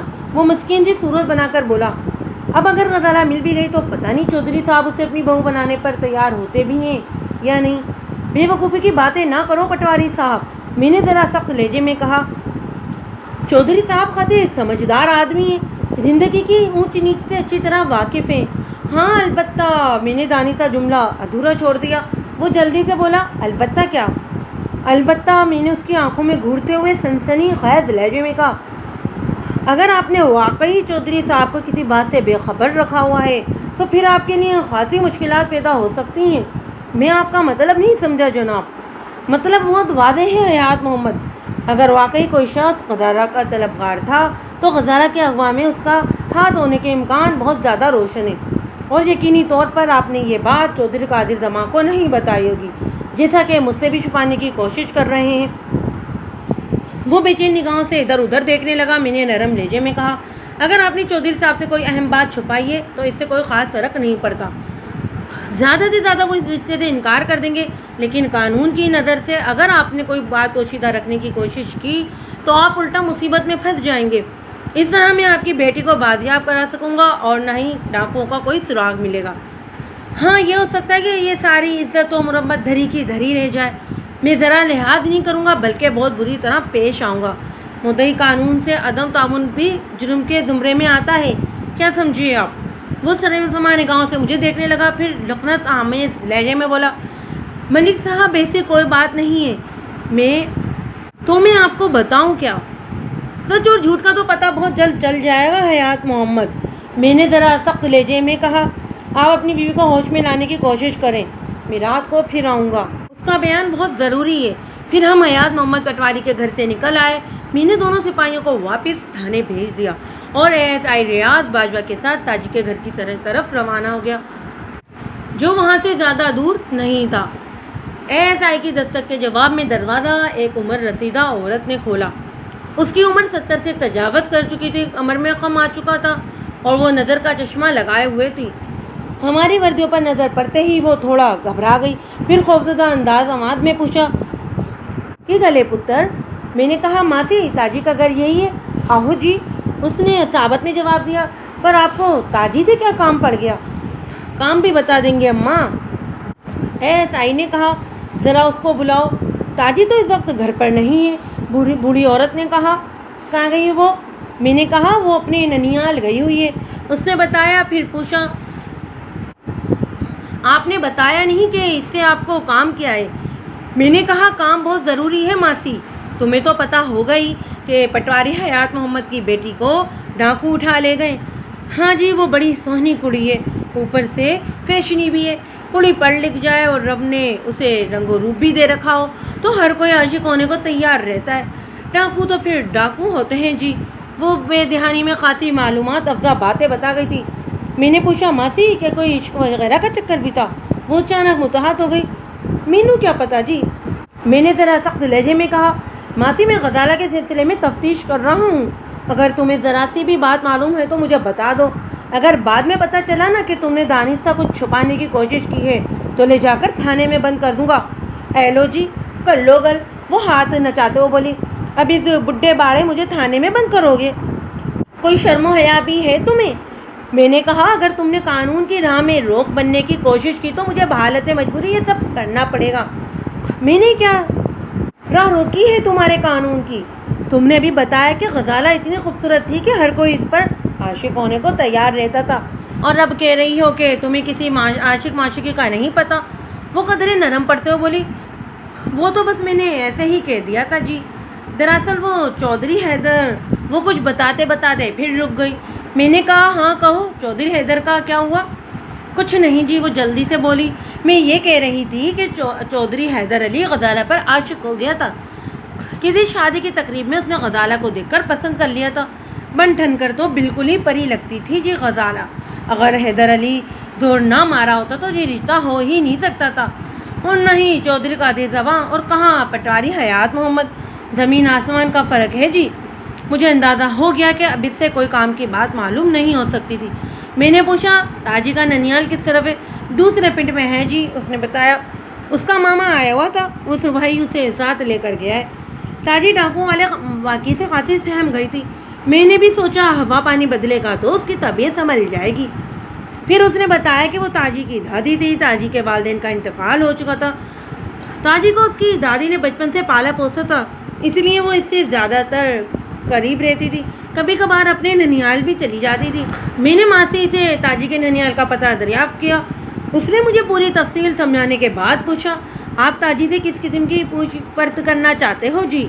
میں نے بتایا ماسی جس وقت ڈاکو غزالہ کو اٹھا کر لے جا رہے تھے اس وقت تمہاری پوتی تاجی غزالہ کے کمرے میں موجود تھی۔ وہ رات کو غزالہ کے پاس ہی سوئی تھی۔ ممکن ہے وہ ڈاکو کے حلیے کے بارے میں کچھ جانتی ہو۔ میں نے اس کو کئی بار سمجھایا تھا کہ غزالہ کا پیچھا چھوڑ دے، لیکن اس کی سمجھ میں میری بات ہی نہیں آئی۔ اب میرے ہاتھوں میں اتنی جان بھی نہیں رہی کہ اسے مار کوٹ کر باز رکھوں۔ کئی دن سے پٹواری کے گھر میں گھسی ہوئی تھی، جب سے غزالہ مائی ہو بیٹھی ہے۔ میں نے بس صبح شام تاجی کی شکل ہی دیکھی ہے، اور وہ جانے کتنی لمبی تقریر کرنے کا ارادہ رکھتی تھی، میں نے ہاتھ کے اشارے سے اسے روک دیا۔ میں نے سنا ہے تاجی غزالہ کی بڑی گہری سہیلی تھی، ایسے مواقع پر سہیلیاں ہی سارا کام کرتی ہیں۔ یہ بات بزرگوں کو اپنے ذہن میں رکھنی چاہیے۔ ہم نے تو یہ سب کبھی نہیں کیا تھا، وہ عجیب سے لہجے میں بولی اور کھٹاک سے دروازہ بند کر دیا۔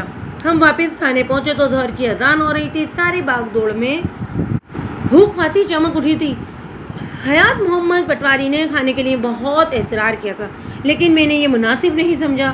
شاید ایک بات کا ذکر میں کرنا آپ لوگوں سے بھول گیا۔ حیات محمد کے گھر پہنچتے ہی میں نے کھوجی بابا کو بلوا لیا تھا اور اسے ڈاکوؤں کا کھرا نکالنے کا کام سونپ دیا تھا۔ اس کی مدد کے لیے میں نے تھانے سے ایسائی خادم حسین اور 3 کانسٹیبلوں کو بھی منگوا لیا تھا۔ میں نے جو پولیس پارٹیاں ڈاکوؤں کے پیچھے بھیجی تھی وہ یک کے بعد دیگرے مغرب سے پہلے واپس آ گئیں، لیکن سب کے چہرے پر ناکامی لکھی ہوئی تھی۔ غزالہ کا کچھ پتہ چلا تھا اور نہ ہی ڈاکوؤں کا کوئی سراغ۔ انہوں نے جنگل کے اندر ہی بہت دور تک 15 میل فیصد کا علاقہ چھان مارا تھا، مگر ایسا لگتا تھا جیسے ڈاکوؤں کو زمین نگل گئی یا آسمان نے اٹھا لیا۔ کچھ دیر بعد فوجی چراغ دین بھی واپس آ گیا۔ اس نے اپنی ماہرانہ رپورٹ پیش کی۔ گاؤں کی طرف سے گھوڑوں کے قدموں کا پیچھا کرتے ہوئے وہ بھی جنگل میں خاصی دور تک گیا تھا۔ اس کی رپورٹ کے مطابق کچھ گھوڑوں کے قدموں کے نشانات بابا جھنڈے شاہ کے آستانے تک جا کر ختم ہو گئے تھے۔ بابا جھنڈے شاہ کا آستانہ دریا کے اس پار کوئی 4-5 میل دور جنگل کے اندر واقع تھا۔ اس کے علاوہ چراغ دین نے کچھ گھوڑوں کو مزید آگے جنگل کی طرف جاتے ہوئے بھی کھوجا تھا۔ یہ معلومات کوئی خاص اہمیت کی حامل نہیں تھی۔ ڈاکوؤں کا تعاقب کرتے اعلی صبح گاؤں کے کچھ نوجوانوں گھوڑوں پر سوار ہو کر جنگل کی طرف گئے تھے۔ ممکن ہے ان میں سے کچھ بابا جھنڈے شاہ کے آستانے بھی گئے ہوں اور کچھ مزید آگے جنگل میں گھس گئے ہوں۔ ویسے بھی گاؤں کے لوگ جھنڈے شاہ کے آستانے آتے جاتے رہتے تھے، اس لیے کوئی بات وثوق سے نہیں کہی جا سکتی تھی۔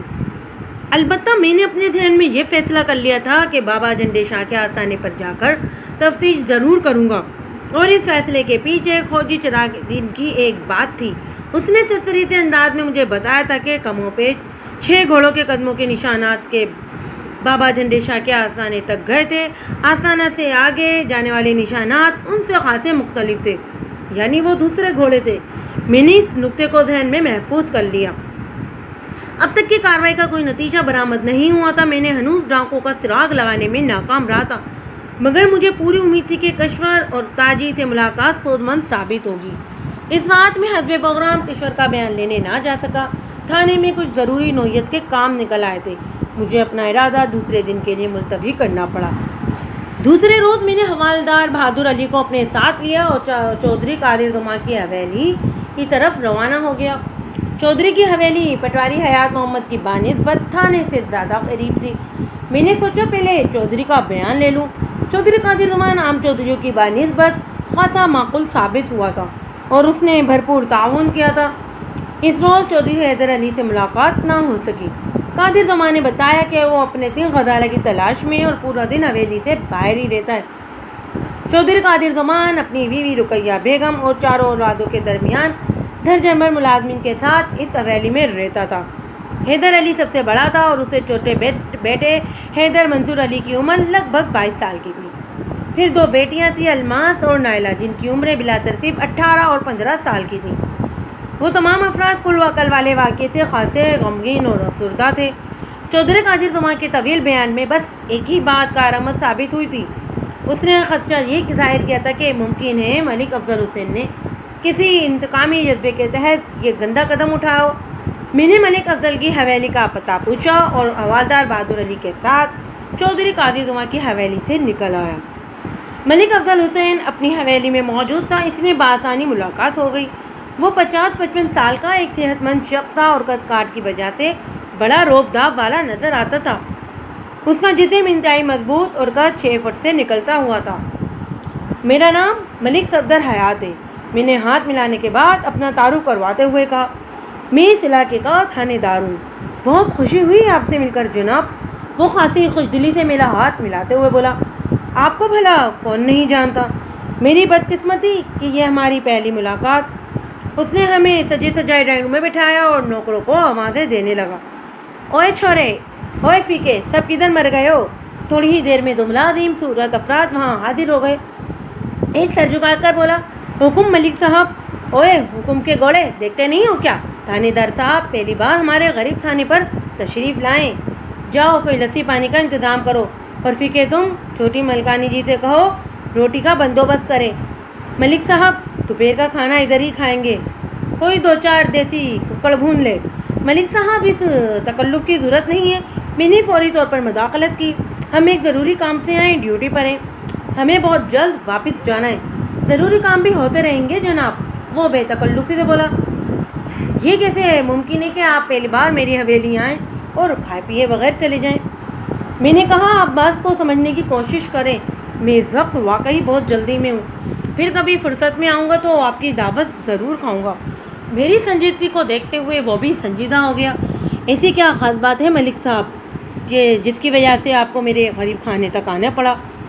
میں نے اس کے ملازموں کی طرف دیکھتے ہوئے کہا، بات تنہائی میں کرنے کی ہے۔ وہ میرا اشارہ سمجھ گیا اور اپنے ملازموں سے کہا، اوئے تم یہاں کیا کر رہے ہو؟ جاؤ ملک صاحب کے لیے ملائی والا دودھ لے کر آؤ۔ دونوں ملازم پلک جھپکتے میں رفو چکر ہو گئے۔ میں نے فوری طور پر ملک افضل حسین کو کل والے واقعے کے بارے میں بتایا، پھر اس کی طرف بھی اشارہ کیا کہ وہ بھی مشکوک افراد کی فہرست میں شامل ہے۔ پوری بات سننے کے بعد اس نے کہا، واقعی یہ بہت افسوسناک واقعہ پیش آیا اور ایسا نہیں ہونا چاہیے تھا۔ حیرت ہے ملک صاحب، میں نے اس کی آنکھوں میں دیکھتے ہوئے کہا، آپ کو تو اس موقع پر خوش ہونا چاہیے۔ چودھری قادر زمان اور پٹواری حیات محمد آپ کے دشمنوں میں شامل ہیں۔ میں نے یہ بات دانستہ اسے جوش دلانے کے لیے کہی تھی تاکہ مجھے معلوم ہو جائے کہ چودھری قادر زمان اور پٹواری حیات محمد کے بارے میں کیسے جذبات رکھتا تھا۔ اس نے جواب میں پنجابی شعر کا ایک مصرع پڑھ ڈالا، دشمن مریے تے خوش نہ کریے، سجنا بھی مر جانا۔ پھر گمبھیر آواز میں بولا، ملک صاحب اس بات میں کوئی شک نہیں کہ وہ میرے دشمنوں میں شمار ہوتے ہیں، لیکن اس واقعے کی مجھے خوشی نہیں بلکہ دکھ ہوا ہے۔ اس کے لہجے میں کوئی ایک بات ایسی ضرور تھی کہ اس پر یقین کرنے کو جی چاہتا تھا۔ میں نے پوچھا، ملک صاحب مجھے پتہ چلا ہے کہ چودھری زمان سے آپ کا جھگڑا چل رہا ہے اور آپ اس سے وہ مقدمہ بھی ہار گئے تھے۔ وہ تلخی آمیز لہجے میں بولا، اس کا مطلب ان شیطانوں نے یہ نکالا کہ میں نے انتقام کے طور پر پٹواری کی بیٹی کو اغوا کروا لیا۔ آپ کن شیطانوں کا ذکر کر رہے ہیں؟ چودھری قادر زمان اور پٹواری حیات محمد، وہ نفرت آمیز لہجے میں بولا، وہ دونوں کسی شیطان سے کم نہیں، اور اس شادی کے بعد تو ان کی شیطانی قوت میں بے پناہ اضافہ ہونے والا تھا جو کہ ہو نہیں سکا۔ میں نے قطع کلامی کرتے ہوئے کہا، اس صورتحال میں اگر آپ پر شک کیا جائے تو کچھ بے سبب بھی نہیں ہوگا۔ ملک افضل حسین کچھ لمحوں تک تو میری آنکھوں میں دیکھتا رہا، پھر سنجیدہ لہجے میں بولا، ملک صاحب اس میں کوئی شک نہیں کہ پٹواری حیات محمد اور چودھری قادر زمان میرے بدترین دشمن ہیں اور ان کو نقصان پہنچا کر مجھے دلی مسرت ہوگی، لیکن میں دوستی اور دشمنی مردانہ وائر کرنے کا قائل ہوں۔ چھپ کر وار کرنا زنانیوں کا کام ہے۔ کسی کے بہو بیٹی کو اغوا کرانا انتہائی ذلیل ترین حرکت ہوتی ہے جس کا میں تصور بھی نہیں کر سکتا۔ بہرحال چودھری قادر زمان نے آپ پر شک ظاہر کیا ہے، میں نے متعال لہجے میں کہا، اور میں اسی سلسلے میں آپ سے پوچھ تاچھ کرنے آیا ہوں۔ وہ زیر لب مسکراتے ہوئے بولا، چودھری قادر زمان سے مجھے کسی ایسی ہی اوچھی حرکت کی امید تھی۔ وہ خود زنانیوں کی طرح سازش کرنے میں ماہر ہے اور دوسروں کو بھی ایسا ہی سمجھتا ہے۔ میں نے کہا، ملک صاحب ہمیں تو قانونی تقاضے پورے کرنے ہوتے ہیں، اس لیے ہم اپنی فرض سے مجبور ہیں۔ آپ قانونی تقاضے ضرور پورے کریں جناب۔ وہ خوش دلی سے بولا، میں آپ کو اجازت دیتا ہوں، آپ سرچ وارنٹ کے بغیر بھی کسی بھی وقت میری حویلی کے چپے چپے کی تلاشی لے سکتے ہیں۔ کبھی اور کسی وقت کیوں؟ میں نے کہا، ابھی اور اسی وقت کیوں نہیں؟ بڑے شوق سے جناب۔ وہ بے خوفی سے بولا، میں نے یہ بات دانستہ کہی تھی تاکہ ملک افضل کی نیت کا کچھ اندازہ لگا سکوں۔ میرے اندازے کے مطابق اگر ملک افضل نے غزالہ کو اغوا کروایا بھی ہوتا تو وہ اس وقت حویلی میں موجود نہیں ہو سکتی تھی۔ ویسے ملک افضل کی باتوں سے میں اس نتیجے پر پہنچا تھا کہ غزالہ کے اغوا میں اس کا ہاتھ نہیں ہو سکتا، تاہم میں اپنی معلومات میں اضافہ کرنے کے لیے پوچھا، ملک صاحب اگر بتانے میں کوئی حرج نہ ہو تو میں جاننا چاہتا ہوں چودھری قادر زمان اور پٹواری حیات سے آپ کی دشمنی کیا ہے؟ دشمنی تو دشمنی ہوتی ہے ملک صاحب، میں دشمنی کی نوعیت جاننا چاہتا ہوں۔ وہ تھوڑی دیر کے لیے خاموش ہو گیا، پھر بولا، چھوٹی موٹی چغلی تو چلتی ہی رہتی تھی، لیکن پٹواری حیات محمد کے تعاون سے چودھری قادر زمان نے بہت گھٹیا حرکت کی ہے، لیکن میں بھی کسی مناسب موقع پر حصہ برابر کر دوں گا، مگر چوری چھپے نہیں بلکہ باقاعدہ للکار کر۔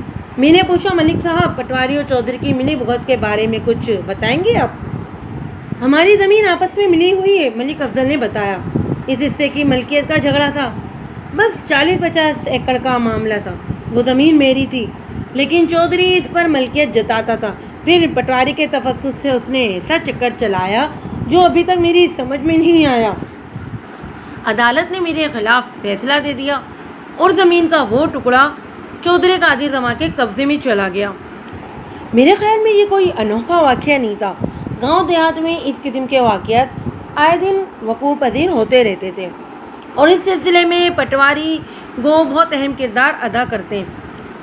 اس دوران میں ملک افضل اس کا ملازم ایک ٹرے میں دودھ سے بھرے ہوئے 2 بڑے سائز کے گلاس لے کر آ گیا۔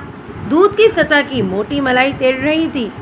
ہم دونوں دودھ سے انصاف کرنے لگے۔ مزید گفتگو کے دوران میں مجھے معلوم ہوا کہ ملک افضل کے ہاں اولاد نہیں تھی۔ حالانکہ اس نے اس نعمت کے حصول کے لیے مختلف اوقات میں 4 شادیاں بھی کی تھی، لیکن خدا کی مصلیحت کوئی نہیں جان سکتا۔ ملک افضل کی 4 بیویاں حیات تھیں اور ایک ہی حویلی میں گہری سحریوں کی مانت رہتی تھیں۔ بڑی بیگم سغرا کی عمر لگ بھگ 40 سال اور اس سے چھوٹی بیگم نائٹ کی عمر کم و بیش 35 سال کے بعد والی نوری بیگم کی عمر 27 سال اور سب سے چھوٹی بیگم شکیلہ کی عمر محض 18 سال تھی۔ چوتھی شادی ملک افضل نے سال بھر پہلے ہی کی تھی۔ مجھے یہ جان کر تعجب ہوا کہ ان 4 سکنوں میں بے پناہ اتفاق تھا۔ اس حوالے سے ملک افضل حسین دنیا کا خوش قسمت ترین شوہر تھا۔ اولاد کی کمی قدرت نے ایسی فرما بردار اور حسن سلوک شاہکار بیویوں کی صورت میں پوری کر دی تھی۔ میں نے افضل ملک کا بیان نوٹ کرنے کے بعد کہا، اگر ضرورت پڑی تو آپ کو تھانے بھی آنا پڑے گا، میں ہر قسم کے تعاون کے لیے تیار ہوں۔ ملک افضل نے کہا، آپ جب بھی مجھے بلائیں گے میں ضرور آ جاؤں گا۔ 2-4 باتوں کے بعد ہم ملک افضل حسین کی حویلی سے نکل آئے۔ اب ہمارا رخ پٹواری حیات محمد کے گھر کی جانب تھا۔ اس وقت دوپہر ہو چکی تھی۔ وقت میں حوالدار بہادر علی نے کہا، ملک صاحب مجھے تو یہ کوئی دوسرا چکر ہی لگتا ہے۔ کیسا چکر بہادر علی؟ کچھ دیر سوچنے کے بعد وہ بولا، غزالہ کا اغوا کسی دشمنی کا نتیجہ نہیں لگتا ملک صاحب۔ میں نے حیرت سے اس کی طرف دیکھا۔ بہادر علی کی ذہانت کا میں ہمیشہ سے معترف رہا تھا۔ مجھے یقین تھا کہ وہ آگے چل کر بہت ترقی لے گا۔ میں نے پوچھا، تم کہنا کیا چاہتے ہو بہادر علی؟ مجھے یہ دشمنی کے بجائے محبت کا کرشمہ نظر آتا ہے، ذرا کھل کر بتاؤ۔ میرے خیال میں غزالہ کے کسی چاہنے والے نے اسے اغوا کیا ہے۔ اس زاویے سے تو میں بھی سوچ رہا تھا، لیکن ابھی تک غزالہ کے کسی عاشق کا نام پتہ معلوم نہیں ہو سکا تھا، حتیٰ کہ پٹواری حیات محمد سرے سے انکاری تھا۔ میں نے بہادر علی سے کہا، میں تمہاری بات سے اتفاق کرتا ہوں، لیکن ایسے کسی عاشق کا سراغ نہیں مل رہا۔ یہ کام آپ مجھ پر چھوڑ دیں۔ وہ مسکراتے ہوئے بولا، میں نے کہا تم اس سلسلے میں کرنا کیا چاہتے ہو؟ میں بھیس بدل کر سادہ لباس میں گاؤں کے مختلف لوگوں کو کریدنے کی کوشش کروں گا۔ ایسی باتیں جو ہیں زیادہ دیر چھپی نہیں رہتی۔ ٹھیک ہے، میں نے اسے اجازت دے دی، تم تھانے جا کر اپنی مہم کا آغاز کرو۔ میں ذرا پٹواری محمد حیات کی بیوی کا بیان لینے جا رہا ہوں، تو آپ اکیلے ہی جائیں گے؟ میں نے پوچھا، ملک صاحب آپ کا حکم ہو تو تھانے میں سے کسی کو بھیج دوں؟ نہیں، اس کی ضرورت نہیں ہے، میں نے تسلی آمیز لہجے میں کہا، میں یہ کام بڑی آسانی سے کر لوں گا۔ پھر ہم اپنی اپنی راہ ہو لیے۔ بہادر علی نے تھانے کا رخ کیا اور میں نے اپنا گھوڑا حیات محمد پٹواری کے گھر کی جانب موڑ دیا۔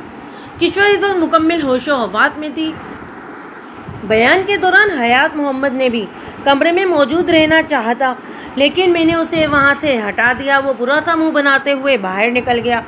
اس وقت ہم ڈرائنگ روم میں بیٹھے ہوئے تھے۔ سب سے پہلے تو میں نے اس سے اس واقعے پر گہرے رنج و الم کا اظہار کیا۔ ہمدردی کے بول سن کر کشور کی آنکھوں میں آنسو اتر آئے۔ روندی ہوئی آواز میں بولی، تھانے دار صاحب، میری غزالہ کا کچھ پتہ چلا؟ میں اسی کا سراغ لگانے کی پوری کوشش کر رہا ہوں، میں نے تسلی آمیز لہجے میں کہا۔ انشاءاللہ بہت جلد تمہاری بیٹی تمہیں مل جائے گی، لیکن اس کے لیے تمہیں مجھ سے تعاون کرنا ہوگا۔ وہ حیرت سے مجھے دیکھنے لگی۔ میں بھلا آپ سے کیا تعاون کر سکتی ہوں؟ کشور 45 کے پٹھے میں تھی، مگر کسی بھی طور 27-28 سال زیادہ کی دکھائی نہیں دیتی تھی۔ وہ جوان بیٹی کی ماں تھی، لیکن مجھے یقین تھا کہ غزالہ کے سامنے وہ اس کی بڑی بہن لگتی ہوگی۔ میں نے کھنگار کر گلا صاف کرتے ہوئے اس کے سوال کا جواب دیا، تم مجھ سے اس طرح تعاون کر سکتی ہو کہ جو میں پوچھوں گا اس کا ٹھیک ٹھیک جواب دو۔ آپ پوچھیں، کیا پوچھنا چاہتے ہیں آپ؟ میں نے پوچھا، میں نے سنا ہے کہ حیدر علی کسی شادی کی تقریب میں غزالہ پر عاشق ہو گیا تھا، جس کے نتیجے میں یہ شادی ہونے والی ہے۔ آپ نے ٹھیک سنا ہے، وہ عام سے لہجے میں بولی۔ حیدر علی غزالہ کو دیکھتے ہی اس پر رجھ گیا تھا۔ حالانکہ بڑے چودھری صاحب نے اس شادی کی مخالفت کی تھی، لیکن حیدر علی کی ضد کے آگے انہیں مجبور ہونا ہی پڑا۔ میں نے اچانک پوچھا، کیا غزالہ کو بھی یہ رشتہ پسند تھا؟ غزالہ کی پسند و ناپسند کا کیا سوال جی؟ کشور نے کہا، وہ ہماری مرضی کے آگے کیا کہہ سکتی تھی؟ جو ہماری پسند وہی اس کی پسند۔ میں نے کہا، غزالہ ایک پڑھی لکھی لڑکی تھی، اس کو مرضی ظاہر کرنے کا پورا حق حاصل تھا۔ حق و شک کون دیتا ہے جی؟ وہ بولی، والدین کی مرضی کی زیادہ اہمیت ہوتی ہے۔ یعنی تمہارا مطلب ہے اگر فیصلہ غزالہ پر چھوڑ دیا جاتا تو وہ اس رشتے سے انکار کر دیتی؟ میرا یہ مطلب تو نہیں تھا۔ پھر کیا مطلب تھا؟ وہ جبرس ہو کر بولی۔ غزالہ کو اس رشتے پر کوئی اعتراض نہیں تھا، ہم نے اس کی رضامندی سے ہی حامی بھری تھی۔ میں نے ذرا مختلف انداز میں سوال کیا، اگر چودھری حیدر علی جیسا گمرو باز سر صاحب حیثیت نوجوان ایک نظر میں دیکھتے ہی غزالہ پر مر مٹا تھا تو اس کا مطلب ہوا تمہاری بیٹی خاصی خوبصورت تھی۔ وہ بیٹی کے حسن کی تعریف سن کر خوش ہو گئی، بولی میری غزالہ لاکھوں میں ایک تھی، پورے پنڈ میں بھی ایک لڑکی اس کے پاسنگ نہیں۔ میں نے پوچھا کیا گاؤں میں سے اس کا کوئی رشتہ نہیں آیا؟ کیوں نہیں جی، کئی رشتے آئے تھے، وہ فخری انداز میں بولی، لیکن ان میں سے کوئی بھی غزالہ کے معیار کا نہیں تھا، اس لیے ہم نے تجھے سب کو انکار کر دیا۔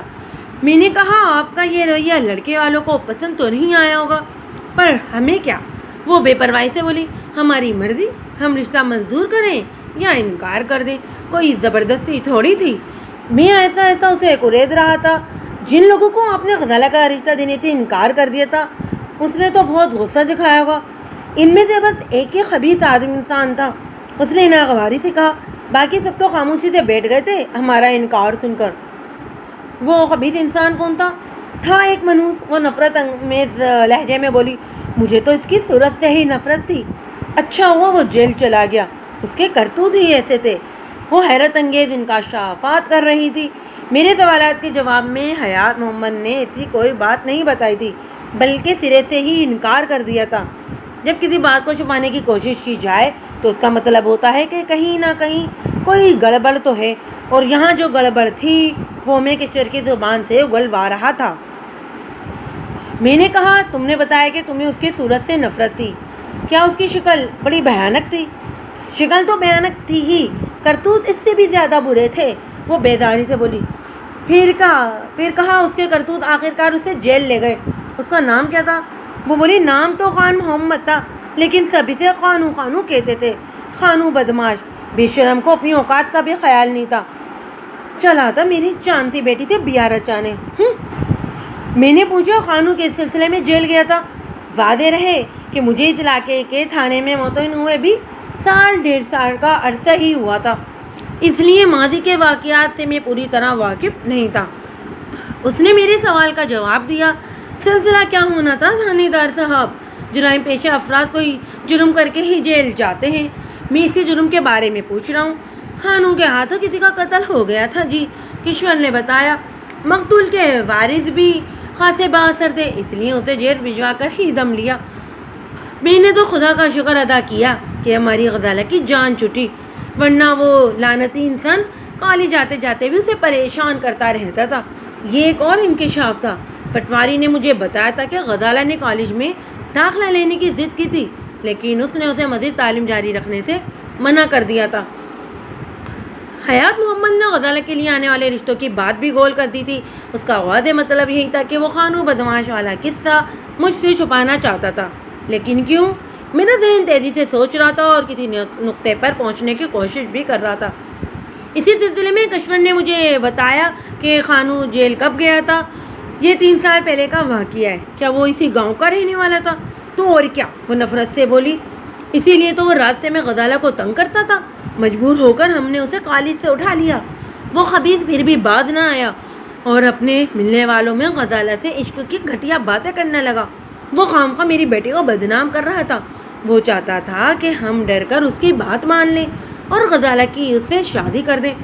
مجھے بند دروازے کے باہر کسی کے کھکاڑنے کی آواز سنائی دی، مجھے یقین تھا کہ پٹواری حیات محمد ہی ہوگا۔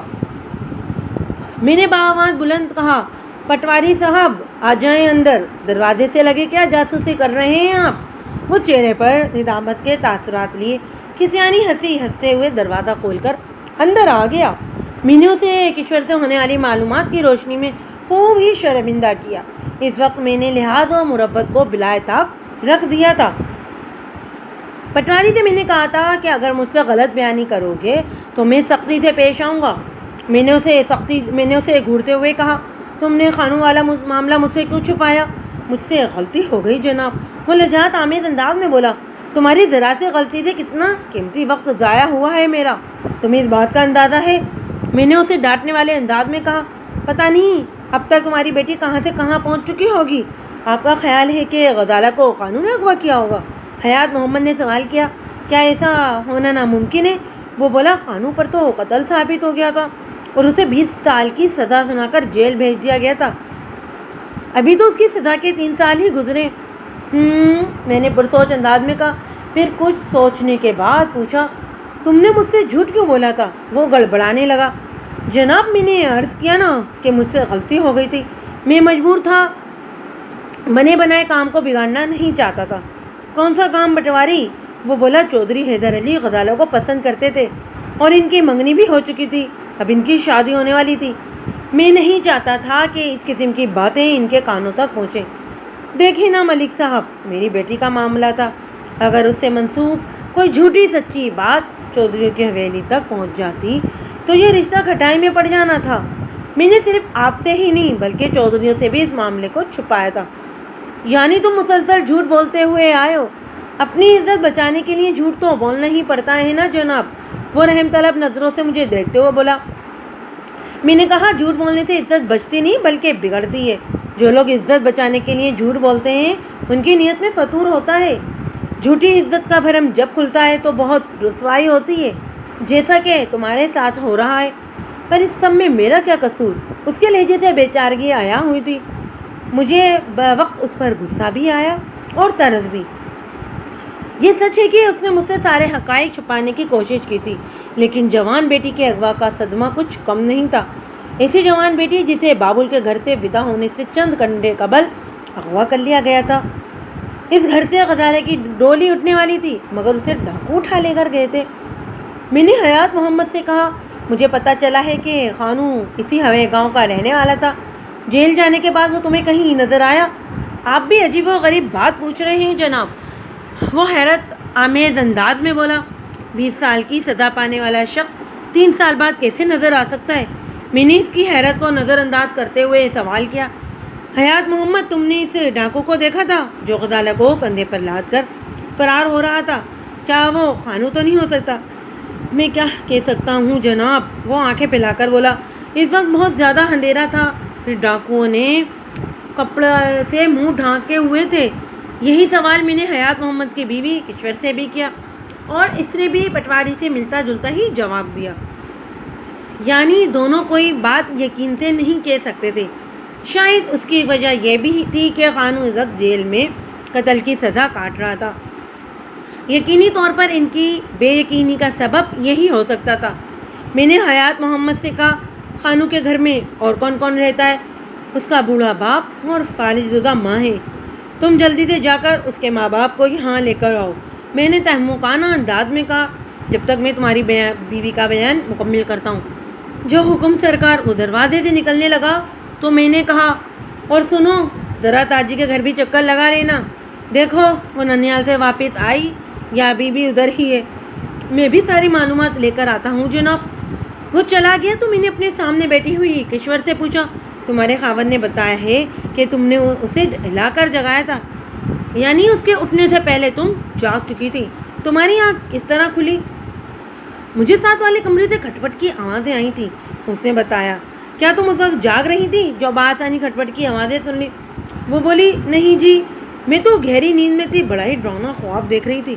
خواب بھی غزالہ کے بارے میں تھا کہ وہ ایک کنویں میں گر گئی تھی، وہ مدد کے لیے چلا رہی تھی۔ میں اس کی چیخیں سن کر بیدار ہوئی، آنکھ کھلتے ہی مجھے غزالہ کے کمرے سے کھٹپٹ کی آوازیں سنائی دی۔ میرے ذہن پر خواب کا اثر تھا اور میں بری طرح سہمی ہوئی تھی، اس لیے میں نے جھنجھوڑ کر حیات محمد کو جگا دیا۔ میں نے پوچھا، جس وقت ڈاکو غزالہ کو اٹھا کر لے جا رہے تھے اس وقت تاجی کہاں تھی اور کیا کر رہی تھی؟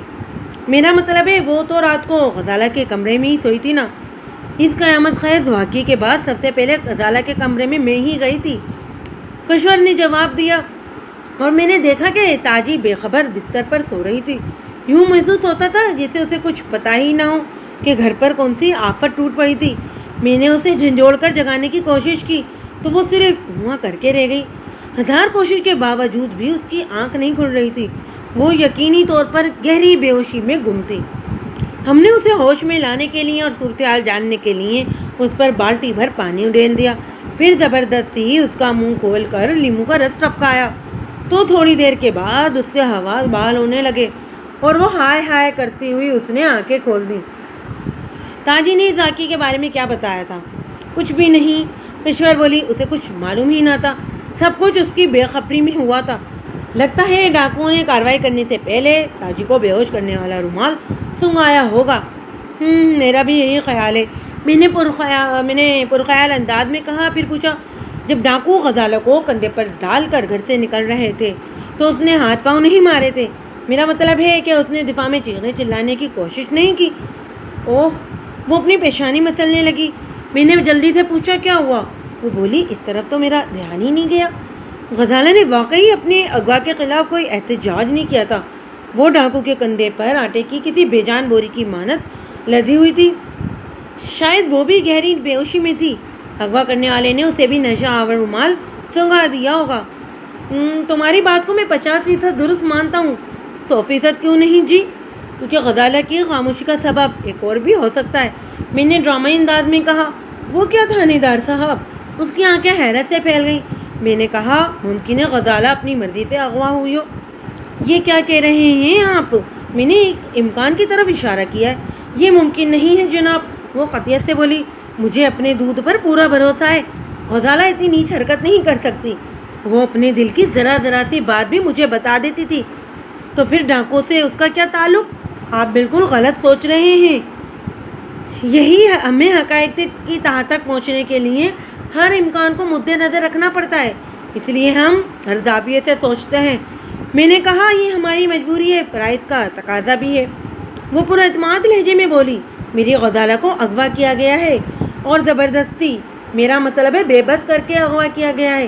میں ایک ماں کے ان جذبات کو چیلنج کرنے کی پوزیشن میں نہیں تھا، اس لیے موضوع بدلتے ہوئے پوچھا، تاجی نے ہوش میں آنے کے بعد کیا بتایا تھا؟ تھانے دار صاحب، میں آپ کو بتا چکی ہوں کہ وہ اس ادوناک واقعے سے بے خبر رہی تھی۔ وہ کچھ نہیں جانتی تھی غزالہ کے اغوا کے بارے میں۔ میں نے پوچھا، کیا وہ ہوش میں آنے کے بعد گھر چلی گئی تھی؟ جی ہاں، کشور نے عصابت میں سر ہلایا۔ اسے جب غزالہ کو پیش آنے والے واقعے کے بارے میں معلوم ہوا تو اس کی حالت غیر ہونے لگی تھی، پھر وہ آرام کرنے اپنے گھر چلی گئی۔ ابھی ہم یہ باتیں کر ہی رہے تھے کہ پٹواری حیات محمد گھر میں داخل ہوا۔ اس کے ساتھ ایک صورت بڈھا بھی تھا۔ پٹواری نے بتایا، ملک صاحب، یہ شوکت حسین موچی ہے، خانوں کا باپ۔ شوکت حسین ایک جانب ہاتھ باندھ کر کھڑا ہو گیا اور عاجزانہ انداز میں بولا، سرکار نے مجھے کیوں یاد کیا؟ میں نے اس کی سوال کو نظر انداز کرتے ہوئے پٹواری سے پوچھا، حیات محمد تاجی کا کچھ پتہ چلا؟ وہ جی ابھی اپنے ٹانگے میں ہی ہے۔ وہ بولا، اس کی دادی نے بتایا ہے کہ کل اس کا ماما اسے اپنے ساتھ لے گیا تھا۔ میں یہ بات جانتا تھا، اس لیے خانوں کے باپ کی جانب متوجہ ہو گیا۔ ہاں بھائی چاچا شوکت، تم کیا کام کرتے ہو؟ مائی باپ خاندانی موچی ہوں، باپ دادا کا یہ خاندانی کام ہے، لوگوں کے جوتے گھاٹتا ہوں، اپنا اور اپنی بڈھی کا پیٹ پالتا ہوں۔ میں نے کہا، میں نے سنا ہے کہ تمہارے گھر میں کوئی خانو بدماش بھی پیدا ہوا تھا۔ اس کے چہرے پر گہرے غم کے بادل چھا گئے۔ جی ہاں، وہ بدبخت میرا ہی بیٹا تھا۔ بیٹا تھا کیا مطلب ہوا چاچا؟ وہ افسردہ سے لہجے میں بولا، وہ جب سے جیل گیا ہے میرے لیے مر چکا ہے، زندہ تھا تو بدنامی کا باعث تھا، اس کی موت کے بعد بھی رسوائی میرا پیچھا نہیں چھوڑتی۔ اس کی آواز جذبات کی شدت سے بھر آ گئی تھی۔ میں نے کہا، چاچا، خون کے رشتے اتنی آسانی سے نہیں ٹوٹا کرتے، اولاد چاہے نیک ہو یا بری، وہ ہر حال میں اولاد ہی رہتی ہے۔ تم خان محمد کی ولدیت سے انکار نہیں کر سکتے، اس کے غم میں اس کی بوڑھی ماں کو فالج ہو گیا ہے۔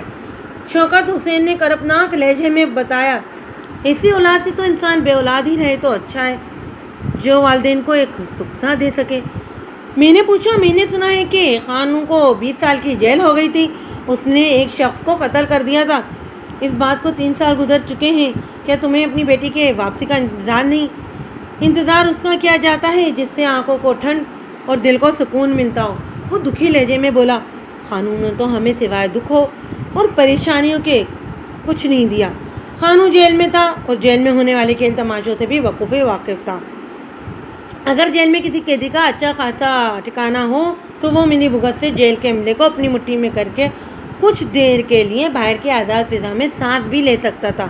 خاص طور پر با اثر قیدی کے لیے یہ کام بنسبت آسان ہوتا تھا۔ اسی امکان کے نظر میں نے بوڑھے شوکت حسین کو مزید کریدنے کی کوشش کی تھی۔ میں نے اسی لیے اچانک اس سے پوچھا، سنا ہے کہ وہ پچھلے دنوں تم سے ملنے آیا تھا۔ اس نے پھیکی سی مسکراہٹ ہونٹوں پر سجاتے ہوئے جواب دیا، حضور آپ مجھ سے مذاق کیوں کر رہے ہیں؟ یہ مذاق نہیں ہے شوکت حسین، میں نے سخت انداز میں کہا۔ مجھے باوثوق ذریعے سے خبر ملی ہے۔ آپ کو غلط خبر ملی ہے سرکار، وہ عاجزی سے بولا۔ میں نے تو جب سے وہ جیل گیا ہے اس کی صورت تک نہیں دیکھی، البتہ وہ میری گھر والی کے خواب میں اکثر آتا ہے۔ میں نے اچانک سوال کیا، تمہارا بیٹا سگریٹ پیتا ہے؟ وہ تو پتہ نہیں جی کیا اللہ بلّہ پیتا رہتا تھا، وہ بہراری سے بولا۔ سگریٹ تو معمولی چیز ہے، وہ تو 4 سے شراب بھی پیتا تھا۔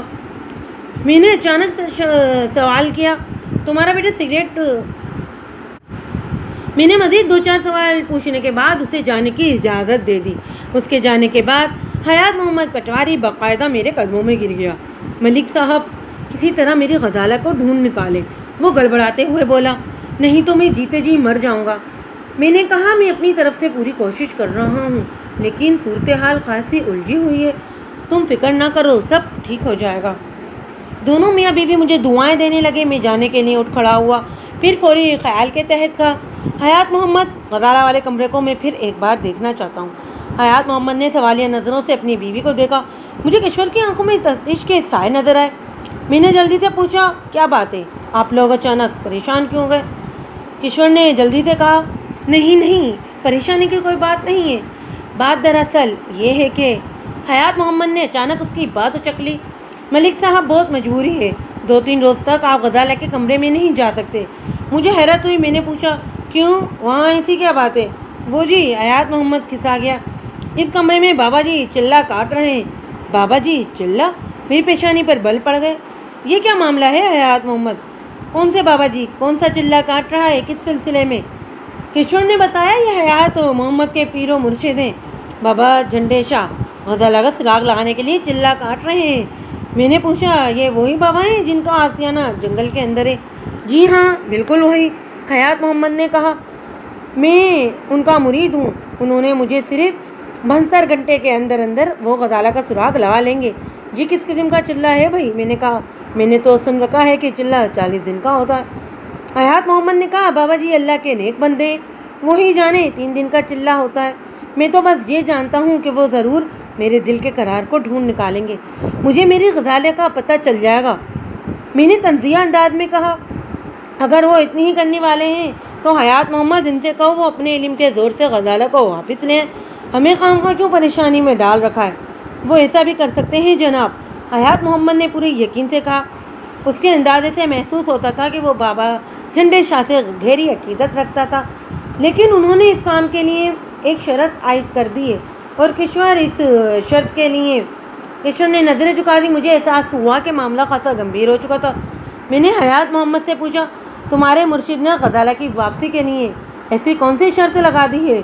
وہ بتانے لگا، بابا جی کا فرمان ہے، اگر لڑکی کی ماں کو صرف ایک رات کے لیے ان کے کمرے میں بند کر دیا جائے تو وہ اس کی روح کے ذریعے اس کی کھوئی ہوئی بیٹی کا نہ صرف سراغ لگا سکتے ہیں بلکہ اغوا خاندان کو واپس سر کے بل آنے پر مجبور بھی کر سکتے ہیں۔ لیکن کشور یہ قربانی دینے کو تیار نہیں۔ میں نے شدید غصے کے عالم میں کہا، حیات محمد تم انتہائی بے غیرت انسان ہو، اس میں بے غیرتی والی کون سی بات ہے جناب؟ وہ حیرت سے منہ کھول کر میری طرف دیکھنے لگا۔ میں نے سخت لہجے میں کہا، تم اپنی بیوی، اپنی عزت کو ایک نامحرم شخص کے ساتھ کمرے میں رات گزارنے کے لیے کہہ رہے ہو؟ تم سے بڑا بے غیرت اور کون ہوگا؟ پیر صاحب نامحرم تو نہیں ہے جناب، وہ سنجیدگی سے بولا، وہ تو میرے باپ کی جگہ ہے، وہ تو فرشتے سے بھی زیادہ پاک باز ہے۔ اور بس کرو حیات محمد، میں نے غضیلے انداز میں کہا، اگر تم نے مزید کوئی بکواس کی نا تو میں اسی وقت تمہیں گرفتار کر کے لے جاؤں گا۔ وہ رونی صورت بنا کر بولا، آپ میری بات کا مطلب نہیں سمجھے جناب، میں تو آپ کو بتا رہا تھا کہ قبیلہ پیر صاحب بے پناہ روحانی صلاحیتوں کے مالک ہیں، پورا پنڈ ان کا عقیدت مند ہے، وہ تمام مریدوں کو اپنی اولادوں کی طرح سمجھتے ہیں۔ میں اس کی عقل پر ماتم کرنے کے سوا اور کیا کر سکتا تھا؟ اندھی عقیدت رکھنے والوں کو سمجھانا ممکن نہیں ہوتا۔ میں نے اچانک دل میں سوچا، کیوں نہ اس پیر فرتوت کا دیدار بھی کر لیا جائے۔ میں نے حیات محمد سے کہا، اب تم نے اپنے پیر کی اتنی تعریف کر دی ہے کہ میرے دل میں ان سے ملنے کا اشتیاق جاگ اٹھا ہے۔ وہ خوش ہو گیا، ضرور جناب ضرور، پیر صاحب ذرا چلے سے فارغ ہو جائیں، میں آپ کو ان سے ملوا دوں گا، میں بھی ان سے ملنا چاہتا ہوں۔ میں نے کہا، اس وقت تو ممکن نہیں ہے، حیات محمد نے کہا۔ چلے کے دوران وہ کسی قسم کی مداخلت پسند نہیں کرتے۔ میں مداخلت کا کوئی ارادہ نہیں رکھتا، میں تو صرف ان کا دیدار کرنا چاہتا ہوں۔ میں نے گہری دلچسپی کا مظاہرہ کرتے ہوئے کہا، چاہے دور ہی سے صحیح ان کی ایک جھلک دکھا دو۔ وہ اپنے پیر صاحب کے بارے میں مجھ میں اچانک پیدا ہو جانے والی عقیدت کو دیکھ کر متاثر نظر آنے لگا۔ کہنے لگا، ملک صاحب آپ ادھر بیٹھک ہی میں بیٹھے، میں ذرا صورتحال معلوم کر کے آتا ہوں۔ اس کے جانے کے بعد میں نے کشور سے پوچھا، یہ بابا جھنڈے شاہ کیسا آدمی ہے؟ وہ ناگواری سے بولی، مجھے تو ایک آنکھ نہیں پاتا، ندیدوں کی طرح گھور گھور کر مجھے دیکھتا رہتا ہے، مگر کیا کروں، حیات محمد کی وجہ سے مجبور ہوں، اسی لیے اسے گھر میں برداشت کر لیتی ہوں۔ کیا وہ پہلے بھی یہاں آتا رہتا ہے؟ ہاں، مہینے 2 مہینے پہلے وہ ایک مرتبہ ہمارے گھر میں قیام ضرور کرتا ہے۔ حیات محمد اس سے بے پناہ عقیدت رکھتا ہے، اس لیے بحالت مجبوری مجھے بھی اس کا خیال رکھنا پڑتا ہے۔ ایک لمحے کو رک کر اس نے اضافہ کیا، ویسے آج تک ہمارے گھر میں بابا جھنڈے شاہ کی وجہ سے کوئی خوشگوار واقعہ پیش نہیں آیا۔ میں نے کہا، حیات محمد نے جب تمہیں اس بابا کے ساتھ اس بند کمرے میں رات گزارنے کے لیے کہا تھا، اس وقت تمہارے جذبات کیا تھے؟ مجھے حیات محمد کی یہ تجویز سخت ناگوار گزری تھی۔ وہ برا سا منہ بناتے ہوئے بولی، اس لیے میں نے صاف انکار کر دیا تھا۔ حیات محمد کو اپنے پیر سے لاکھ عقیدت صحیح، لیکن میں ایسی بات کوئی بھی پسند نہیں کرتی۔ بہت اچھا کیا تم نے، میں نے سراہنے والے انداز میں کہا، آئندہ بھی متحد رہنا۔ وہ عصابت میں سر ہلانے لگی۔ میں نے پوچھا، کیا غزالہ بھی بابا جھنڈے شاہ سے ملتی تھی؟ ہاں جناب، جب وہ ہمارے گھر میں قیام کرتا ہے تو حیات محمد غزالہ کو سلام کرانے اس کے پاس لے کر جاتا ہے۔ وہ شفقت بھرا ہاتھ غزالہ کے سر پر پھیر کر اسے بہت دعائیں دیتا ہے تو غزالہ خوش ہو جاتی ہے۔ میں نے پوچھا، کیا بابا جھنڈے شاہ کو یہ بات معلوم تھی کہ غزالہ کس کمرے میں سوتی تھی؟ میں نے اچانک ہی یہ سوال کیا تھا۔ وہ چونک کر میری جانب دیکھنے لگی، پھر بولی، آپ کا مطلب کیا ہے؟ تم سوال نہیں، صرف میرے سوال کا جواب دو، میں نے درست لہجے میں کہا۔ وہ بولی، ظاہر ہے یہ کون سی ڈھکی چھپی بات تھی؟ بابا کو تو ہمارے گھر کی ایک ایک چیز کے بارے میں معلوم ہے۔ میں ایسے کئی دھوکے باز پیروں فقیروں سے واقف تھا جو سادہ لوگ مریدوں کے گھر قیام کرتے تھے، ان کی اندرونی معلومات حاصل کرتے تھے، پھر موقع پا کر اس گھر کی جوان لڑکی کو یا تو برباد کر دیتے تھے یا پھر بھگا کر لے جاتے تھے۔ بابا جھنڈے شاہ کی ذات شک سے پاک نہیں تھی۔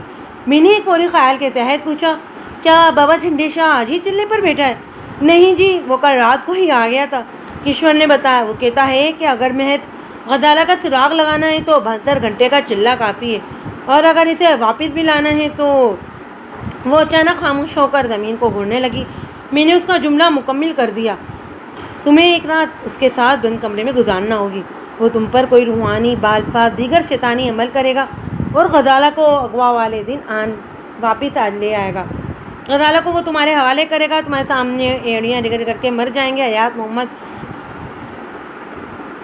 اور حیات محمد اپنے مرشد کی یہ فرمائش پوری کرنے کے لیے تیار بھی ہے۔ وہ کافی دیر تک خاموش رہی، پھر نظریں اٹھا کر میری جانب دیکھنے لگی۔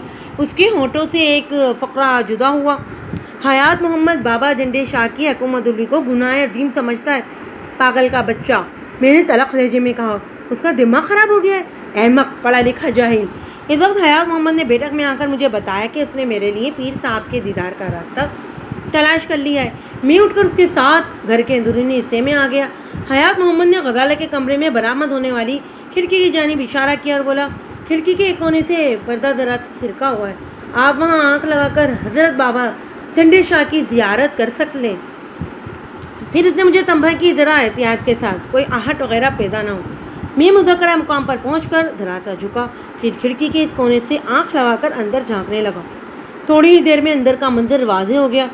اب اس کمرے میں کوئی چارپائی نظر نہیں آ رہی تھی، جبکہ کل وہاں 2 چارپائیاں بچھی ہوئی تھیں۔ کمرے کے فرش پر سفید چاندنی بچھی ہوئی تھی، ایک کونے میں لکڑی کی ایک چوکی رکھی تھی اور ایک تخت نما تھی۔ اس تخت پر ایک لمشم شخص گھاؤ تکیے سے ٹیک لگائے نیم دراز تھا۔ اس کا چہرہ اسی کھڑکی کی جانب تھا جہاں میں آنکھ لگائے کھڑا تھا۔ وہ یقینی طور پر بابا جھنڈے شاہ ہی تھا۔ اس نے گہرے سبز رنگ کا لباس زیب تن کر رکھا تھا، گلے میں مالائیں اور تسبیح نما ہار لٹک رہے تھے، سر پر داڑھی کے بال بے ترتیب بھی بڑھے ہوئے تھے۔ اس نے سر پر مختلف رنگوں کی ایک گول ٹوپی پہن رکھی تھی۔ اس کے چہرے سے جھلکنے والی سرخی سے اس کی صحت مندی کا اندازہ ہوتا تھا۔ اس بات کو میں نے خاص طور پر نوٹ کیا کہ اس اول جلول حلیے میں بھی وہ خاصا باروق اور متاثر کن نظر آتا تھا۔ اگرچہ کمرے میں ناکافی روشنی تھی لیکن چونکہ وہ دن کا وقت تھا اس لیے میں واضح طور پر دیکھ سکتا تھا۔ کمرے کے دوسرے کونے میں لوبان وغیرہ سلگ رہا تھا اور کچھ اگربتیاں بھی دھواں دے رہی تھیں۔ مجموعی طور پر کمرے کی فضا خاصی معطر اور سحر انگیز تھی۔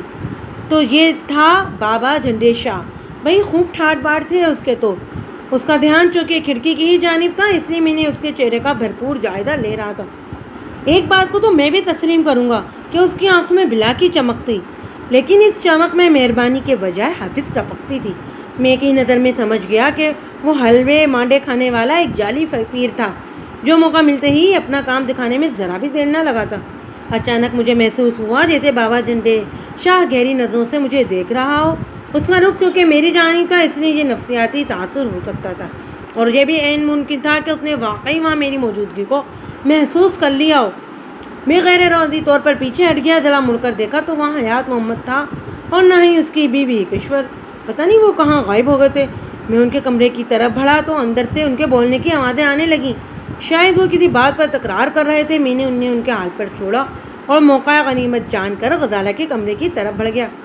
پھر میں باعث دروازہ کھول کر اندر کمرے میں گھس گیا۔ پیر جھنڈے شاہ میری جسارت پر حیرت زدہ رہ گیا اور سیدھا ہو کر بیٹھ گیا۔ میں نے اندر داخل ہو کر دروازہ بند کیا۔ کون ہو تم؟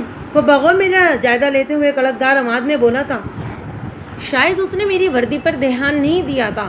میں نے اپنا تعارف کراتے ہوئے کہا، میرا نام ملک صفدر حیات ہے اور میں اس علاقے کا تھانے دار ہوں جہاں آپ اپنی پیری خوب چمکائے بیٹھے ہیں۔ وہ آنکھیں سکیڑ کر مجھے دیکھنے لگا۔ اوہ، تھانے دار صاحب آئے۔ پھر فرش پر بچھی چاندنی کی طرف اشارہ کرتے ہوئے بے نیازی سے بولا، تشریف رکھیں تھانے دار صاحب۔ وہ مجھے اپنے قدموں میں بٹھا کر یہ ثابت کرنا چاہتا تھا کہ میں اس سے کمتر ہوں، لیکن میں نے اس کی توقعات پر گھڑوں پانی ڈال دیا۔ چلتے ہوئے سیدھا اس کے پاس آیا، پھر اس کے تخت پر پھیل کر بیٹھ گیا۔ وہ اچک کر ایسے پیچھے ہٹا جیسے اس کے پہلو میں کوئی خطرناک چیز رکھ دی گئی ہو۔ پھر اس نے حقارت بھری نظروں سے مجھے دیکھا اور خفگی سے بولا، آپ کس کی اجازت سے اندر آئیں؟ ہم نے پٹواری حیات محمد کو تاکید بھی کر دی تھی کہ ہمارے چلے کے دوران میں کوئی مداخلت وغیرہ نہ ہو۔ میں نے اس کی آنکھوں میں دیکھتے ہوئے کہا، قبلہ میں اس علاقے کا تھانے دار ہوں اور پٹواری کی بیٹی کے اغوا کے سلسلے میں تفتیش کر رہا ہوں، اس لیے مجھے کسی سے اجازت لینے کی ضرورت نہیں۔ اگر آپ غزالہ کی بازیابی کے لیے تفتیش کر رہے ہیں تو جائیے ڈاکوؤں کا تعاقب کریں، یا گھر میں کیا کرتے پھر رہے ہیں؟ میں نے کہا، حضرت پولیس کی ٹریننگ میں مجھے یہ اصول بتایا گیا ہے کہ ہر تفتیش کا آغاز گھر سے کرنا چاہیے، یعنی کہ وقوع کے مقام سے۔ اور آپ کی اطلاع کے لیے عرض ہے کہ جہاں آپ تشریف فرما ہیں یہ کمرہ اغوا ہونے والی لڑکی غزالہ کا ہے۔ ہمیں معلوم ہے یہ سب، ہم جانتے ہیں۔ وہ رونت بھرے انداز میں بولا تھا، یعنی کہ آپ کو معلوم ہے کہ غزالہ کو کس نے اغوا کیا ہے؟ میں نے چپتے ہوئے لہجے میں سوال کیا۔ یہ بھی معلوم ہو جائے گا، وہ بے پرواہی سے بولا، ہاتھ میں پکڑی تسبیح کو تیز تیز چلانے لگا۔ میں نے کہا، یا حضرت مجھے پتہ چلا ہے کہ آپ غزالہ کا سراغ لانے کے لیے 72 گھنٹے کے چلے پر بیٹھے ہوئے ہیں۔ ہاں بیٹھے تھے، وہ قہر آلود نظروں سے مجھے گھورتے ہوئے بولا، لیکن آپ نے مداخلت کر کے تمام کام گڑبڑ کر دیا ہے۔ اب ہمیں دوبارہ چلہ کاٹنا ہوگا۔ میں نے چوٹ کی، اور مجھے یہ بھی معلوم ہوا ہے کہ اگر غزالہ کی ماں کشور ایک رات کے لیے میں نے دانستہ جملہ نامکمل چھوڑ دیا۔ اس نے جلالی نظروں سے مجھے یوں گھورا، اس وقت اس کی آنکھیں شعلے اگل رہی تھیں۔ ایک لمحے کے لیے مجھے واقعی اس کی آنکھوں سے ایسا محسوس ہوا، اس سے یہ بات ثابت ہو گئی کہ اس نے اپنی نفسیاتی خواہش کی تسکین کے لیے شیطانی خوب طاقت تواضع کی تھی۔ مجھے اس کی شخصیت سے ایک کراہیت کا سا احساس ہوا، اس سے نظریں ملا کر ایک راحت کے بجائے ایک اذیت کا احساس ہوتا تھا۔ میں نے بظاہر ڈرنے کی اداکاری کی اور سہم کر تھوڑا پیچھے ہٹ گیا۔ بابا جھنڈے شاہ نے کہا، تم دنیا دار لوگ ایک فقیر کے مرتبے کو جان ہی نہیں سکتے، ہماری مصلحتوں کو تم شک کی نظر سے دیکھتے ہو۔ ہم جانتے ہیں تھانے دار صاحب، آپ اس وقت ہمارے بارے میں کیا سوچ رہے ہو۔ میں نے اسے آگ لگانے کے لیے ایک جملہ پھینکا، بابا جھنڈے شاہ، میں نے بزرگوں سے سن رکھا ہے کہ دلوں کے حال صرف اللہ جانتا ہے۔ آپ میرے دل کا حال جاننے کا دعویٰ کس طرح کر رہے ہیں؟ آپ نے بزرگوں سے بالکل ٹھیک سنا ہے۔ وہ پلی پلائی صحت گردن کو اصابتی جشن دیتے ہوئے بولا، بے شک ہم سب کے دلوں پر اسی ذات کی حکمرانی ہے، لیکن وہ جس کو چاہتا ہے علم عطا کر دیتا ہے، اور اوپر والے نے ہمیں بتایا ہے کہ آپ ہمارے کردار پر شبہ کر رہے ہیں۔ وہ نفسیات کا ماہر معلوم ہوتا تھا، لیکن میں نے بھی اس کی نفسیات سے کھیلنے کا فیصلہ کر لیا تھا۔ جھنڈے شاہ، میں نے سخت لہجے میں اسے مخاطب کیا، یہ ڈرامے بازی تم دوسروں کے لیے اٹھا رکھو، میں تمہارے کرتوتوں سے اچھی طرح آگاہ ہوں، پردے سے باہر آ جاؤ ورنہ مجھے دوسرا راستہ اختیار کرنا پڑے گا۔ وہ تھر تھر غضب سے کانپنے لگا، پھر پھٹی ہوئی آواز میں بولا، تمہاری یہ جرت کہ تم ہماری شان میں گستاخی کرو، تمہاری ہمت کیسے ہوئی؟ اس کے بعد وہ بلند آواز میں حیات محمد اور کشور کو آوازیں دینے لگا۔ وہ دونوں دوڑتے ہوئے کمرے کے اندر آ گئے۔ پیر صاحب کو مغلوب الغضب حالت دیکھ کر پریشان ہو گئے۔ مجھے امید نہیں تھی کہ بابا جھنڈے شاہ اتنی جلدی پسیائی اختیار کرے گا۔ میں تو ابھی دیر تلک اس کے ساتھ چوہے بلی کا کھیل کھیلنے والا تھا۔ صورتحال ایسی ہو گئی تھی کہ بحالت مجبوری مجھے وہاں سے ہٹنا پڑا۔ بابا جھنڈے شاہ جیسے جعلی عامل اور کامل پیر و مرشد ہمارے آپ کے آس پاس آج بھی موجود ہیں، لیکن افسوسناک بات یہ ہے کہ ہم ان کا کچھ بھی نہیں بگاڑ سکتے، حتیٰ کہ حکومت بھی ان جیسی طاقت کے سبب کوئی لائحہ عمل اپنا تیار نہیں کر سکتی۔ اس کی سب سے بڑی وجہ یہ ہے کہ ایسے کرداروں کی ہم خود حوصلہ افزائی کرتے ہیں اور انہیں معاشرے میں پنپنے کا موقع فراہم کرتے ہیں۔ یہ ایک ایسا زہریلا پودا ہے جس کی آباری کرنے والوں کی ہمارے معاشرے میں کمی نہیں پائی جاتی۔ میں چاہتا تو اسی وقت بابا جھنڈے شاہ کو گرفتار کر کے لے جاتا، لیکن اس طرح مجھے اس کے لاتعداد عقیدت مندوں کی مخالفت کا سامنا کرنا پڑتا۔ مجھے اس مخالفت کی پرواہ نہیں تھی، اصل بات یہ تھی کہ میں کسی ٹھوس ثبوت کی بنیاد پر جھنڈے شاہ کو چھاپنا نہیں چاہتا تھا۔ مجھے امید تھی کہ ایسا ثبوت میرے ہاتھ جلد لگ جائے گا۔ تھانے واپس آنے سے پہلے ہی میں نے کشور کو علیحدگی میں لے جا کر ایک مرتبہ پھر سمجھا دیا تھا کہ وہ اس پیر کے شر سے محفوظ رہنے کی پوری کوشش کرے۔ اس نے مجھے کہا کہ وہ ہر طرف سے چوکنا رہے گی۔ دوسرے روز میں نے اعلیٰ سرکاری سطح پر کوشش کر کے یہ بات معلوم کر لی کہ خانو کس جیل میں سزا کاٹ رہا تھا۔ پھر جب میں نے اسی جیل کے عملے سے رابطہ کیا تو ایک سنسنی خیز انکشاف ہوا۔ چند ماہ قبل خانو حفاظتی عملے کی آنکھوں میں دھول جھونک کر جیل سے فرار ہو گیا تھا۔ حکومت نے اس کی گرفتاری پر انعام کا اعلان بھی کیا تھا۔ چونکہ خانو کسی دوسرے ضلع کی جیل سے فرار ہوا تھا، اس لیے میں اس واقعے سے لا علم تھا۔ میں نے کسی طرح خانو کی ایک تصویر حاصل کی، پھر اس کی متعدد کاپیاں بنوا کر پورے علاقوں میں مخبروں کا جال بچھا دیا۔ وہ سب پولیس اہلکار تھے اور سادہ لباس میں خانو کی تلاش میں سرگرداں تھے۔ مجھے امید تھی کہ جلدی خانو کا کوئی سراغ مل جائے گا۔ اب میرے اندازے کے مطابق غزالہ کے اغوا میں خانو کا ہی ہاتھ ہو سکتا تھا۔ اس کام سے فارغ ہونے کے بعد میں نے SI عابد کو دوبارہ کانسٹیبل دے کر تاجی کی ننیہال روانہ کر دیا۔ میں نے انہیں یہ تاکید کر دی تھی کہ وہ ہر صورت تاجی کو ساتھ لے کر آئیں۔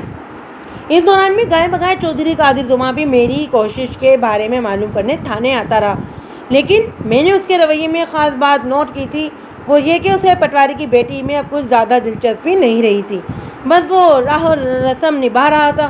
تاہم چودھری حیدر علی کے جذبات کا اتار ابھی نہیں اترا تھا۔ وہ شدومت کے ساتھ غزالہ کو تلاش کرنے کی اپنی سی پوری کوشش کر رہا تھا۔ شام سے کچھ دیر پہلے SI عابد علی تاجی کو ساتھ لے کر آ گیا۔ تاجی کے ساتھ اس کا ماما ظہور حسین بھی تھا۔ تاجی خاصی گھبرائی ہوئی تھی اور خوفزدہ ہرنی کے مانند ہناسا نظروں سے ادھر ادھر دیکھ رہی تھی۔ اس کی عمر کا اندازہ میں نے 19-20 کے درمیان لگایا، جو بعد میں بالکل درست ثابت ہوا۔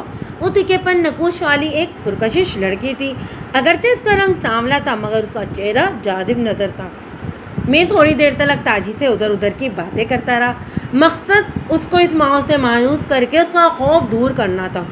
کچھ دیر تک بے تکلفی کی فضا میں باتیں ہوئی تو وہ قدرے مطمئن نظر آنے لگی۔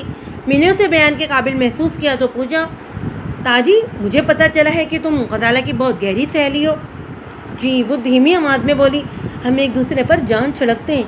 میں نے کہا، تمہاری سہیلی کو چند روز پہلے ڈاکو اٹھا کر لے گئے، تمہیں تو اس بات کا بہت دکھ ہوا ہوگا۔ اس کی آنکھوں میں آنسو بھر آئے، گلوگیر آواز میں بولی، میری زندگی بھی غزالہ کو لگ جائے، اللہ کرے وہ جہاں بھی ہو خیریت سے ہو، میری دعا ہے کہ اسے اغوا کرنے والوں کو مرغی پڑ جائے۔ ان کے جسموں میں کیڑے پڑے اور وہ ایڑیاں رگڑ رگڑ کے مرے۔ وہ خاصی جذباتی ہو رہی تھی۔ میں نے پوچھا کیا تم یہ نہیں جانتی کہ ہم غزالہ کو ڈھونڈ نکالنے میں کامیاب ہو جائیں گے؟ اس نے الجھی ہوئی نظروں سے مجھے دیکھا۔ میری خواہش ہے کہ وہ جلد از جلد مل جائے۔ غزالہ کی تلاش کے لیے ہمیں تمہارے تعاون کی ضرورت ہے تاجی، میں نے اس کی آنکھوں میں دیکھتے ہوئے انتہائی نرم لہجے میں کہا۔ وہ بس الجھن آمیز لہجے میں بولی، میں اس سلسلے میں کیا تعاون کر سکتی ہوں تھانے دار صاحب؟ میں نے ملائمت سے کہا، تم مجھے بتاؤ کہ وقوع والی رات کیا ہوا تھا؟ مجھے کچھ پتا نہیں جناب۔ اس کی آنکھوں میں خوف کے سائے لہرانے لگے۔ ان ظالموں نے مجھے بے ہوش کر دیا تھا۔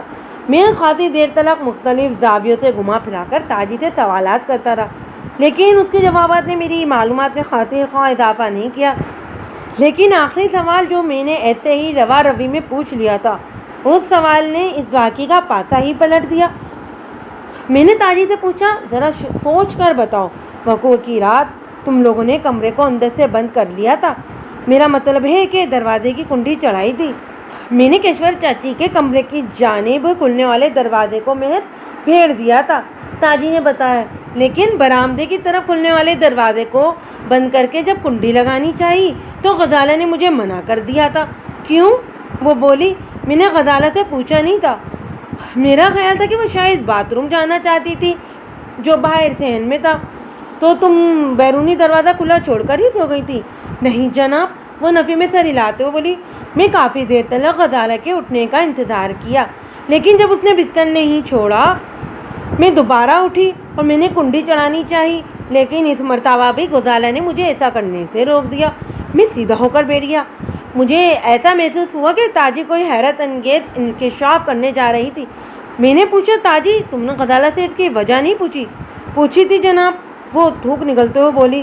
دراصل اس وقت مجھے بڑی زور کی نیند آ رہی تھی، لیکن غزالہ کے رویے نے میری نیند اڑا دی تھی۔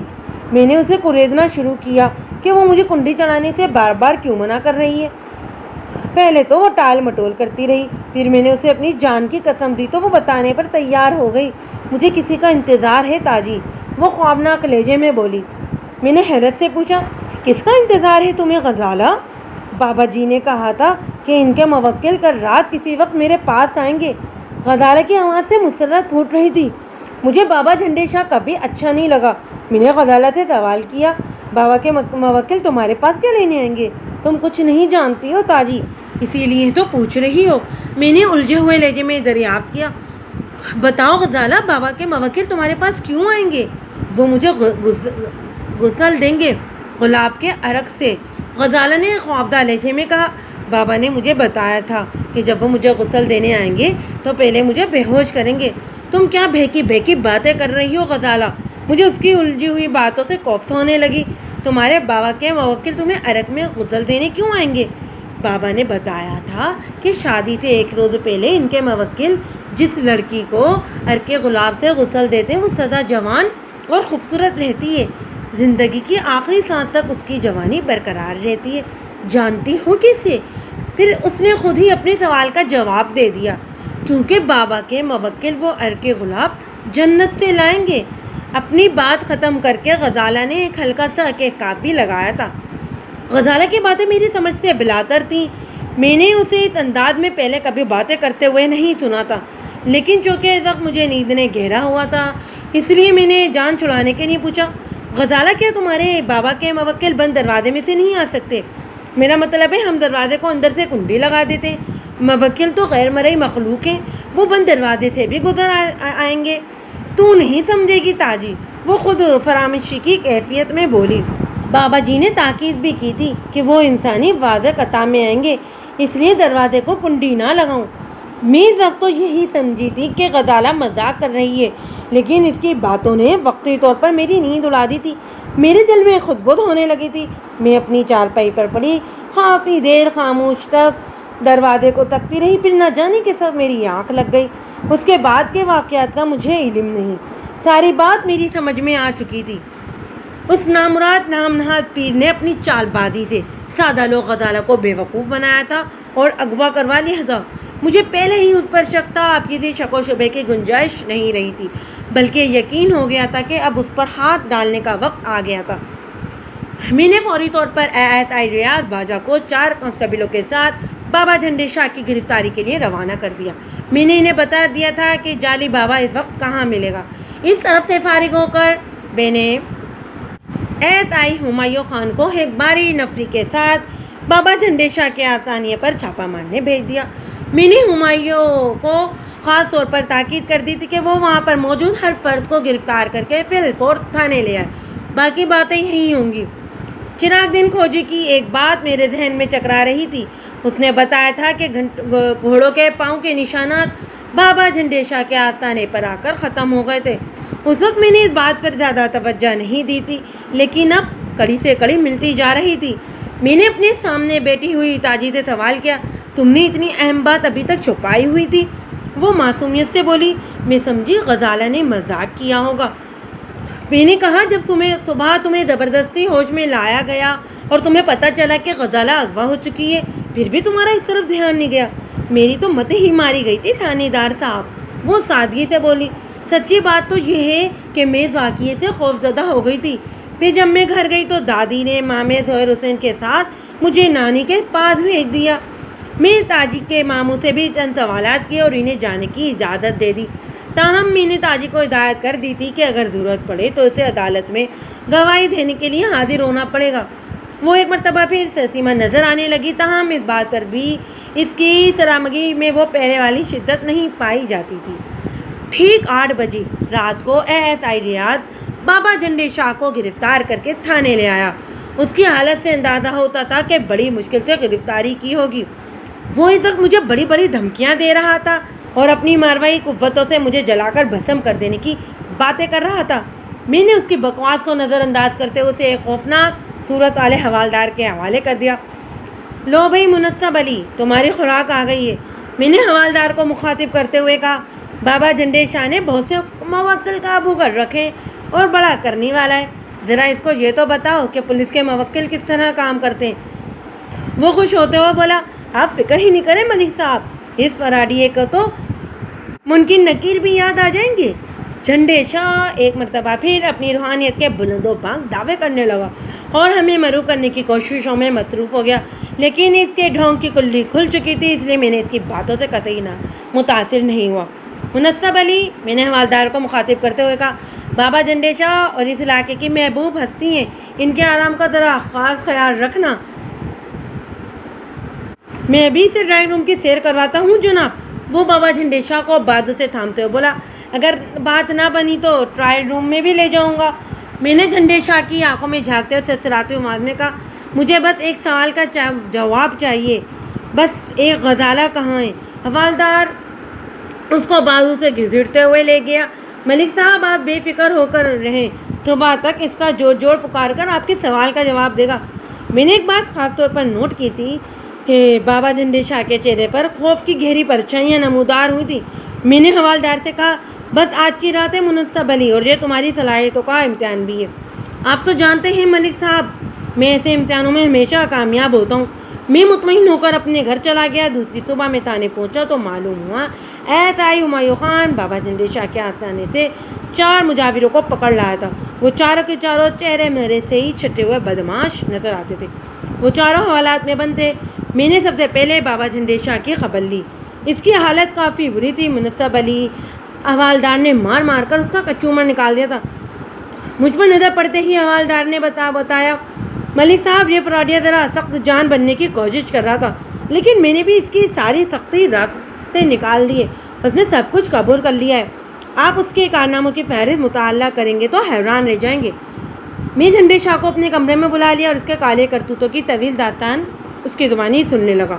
اس کے دائیں بائیں دونوں مستنڈے ٹائپ حوالدار کھڑے کر دیے تھے تاکہ اس کی زبان لڑکھڑا نہ پائے۔ بابا جھنڈے شاہ کے بیان کا خلاصہ میں آپ کی خدمت میں پیش کر دیتا ہوں۔ اس کا اصل نام عنایت حسین تھا۔ وہ سرگودا کا رہنے والا تھا اور خاصا مشہور جرائم پیشہ شخص تھا۔ چوری، ڈکیتی اور لوٹ مار اس کا ذریعہ بدمعاش تھا۔ پھر ایک ڈکیتی کے دوران اس نے ایک آدمی کو قتل کر دیا۔ چونکہ وہ پکڑا نہیں گیا تھا اس لیے اس کا حوصلہ پڑ گیا۔ پھر پہ در پہ مختلف وارداتوں کے ہاتھ تو اس کے کئی افراد ہاتھ سے جان دو بیٹھے۔ تاہم ایک موقع پر وہ گرفتار ہوا، مقدمہ چلا اور اسے عمر قید کی سزا سنا دی گئی۔ وہ مختلف جیلوں میں منتقل ہوتا رہا۔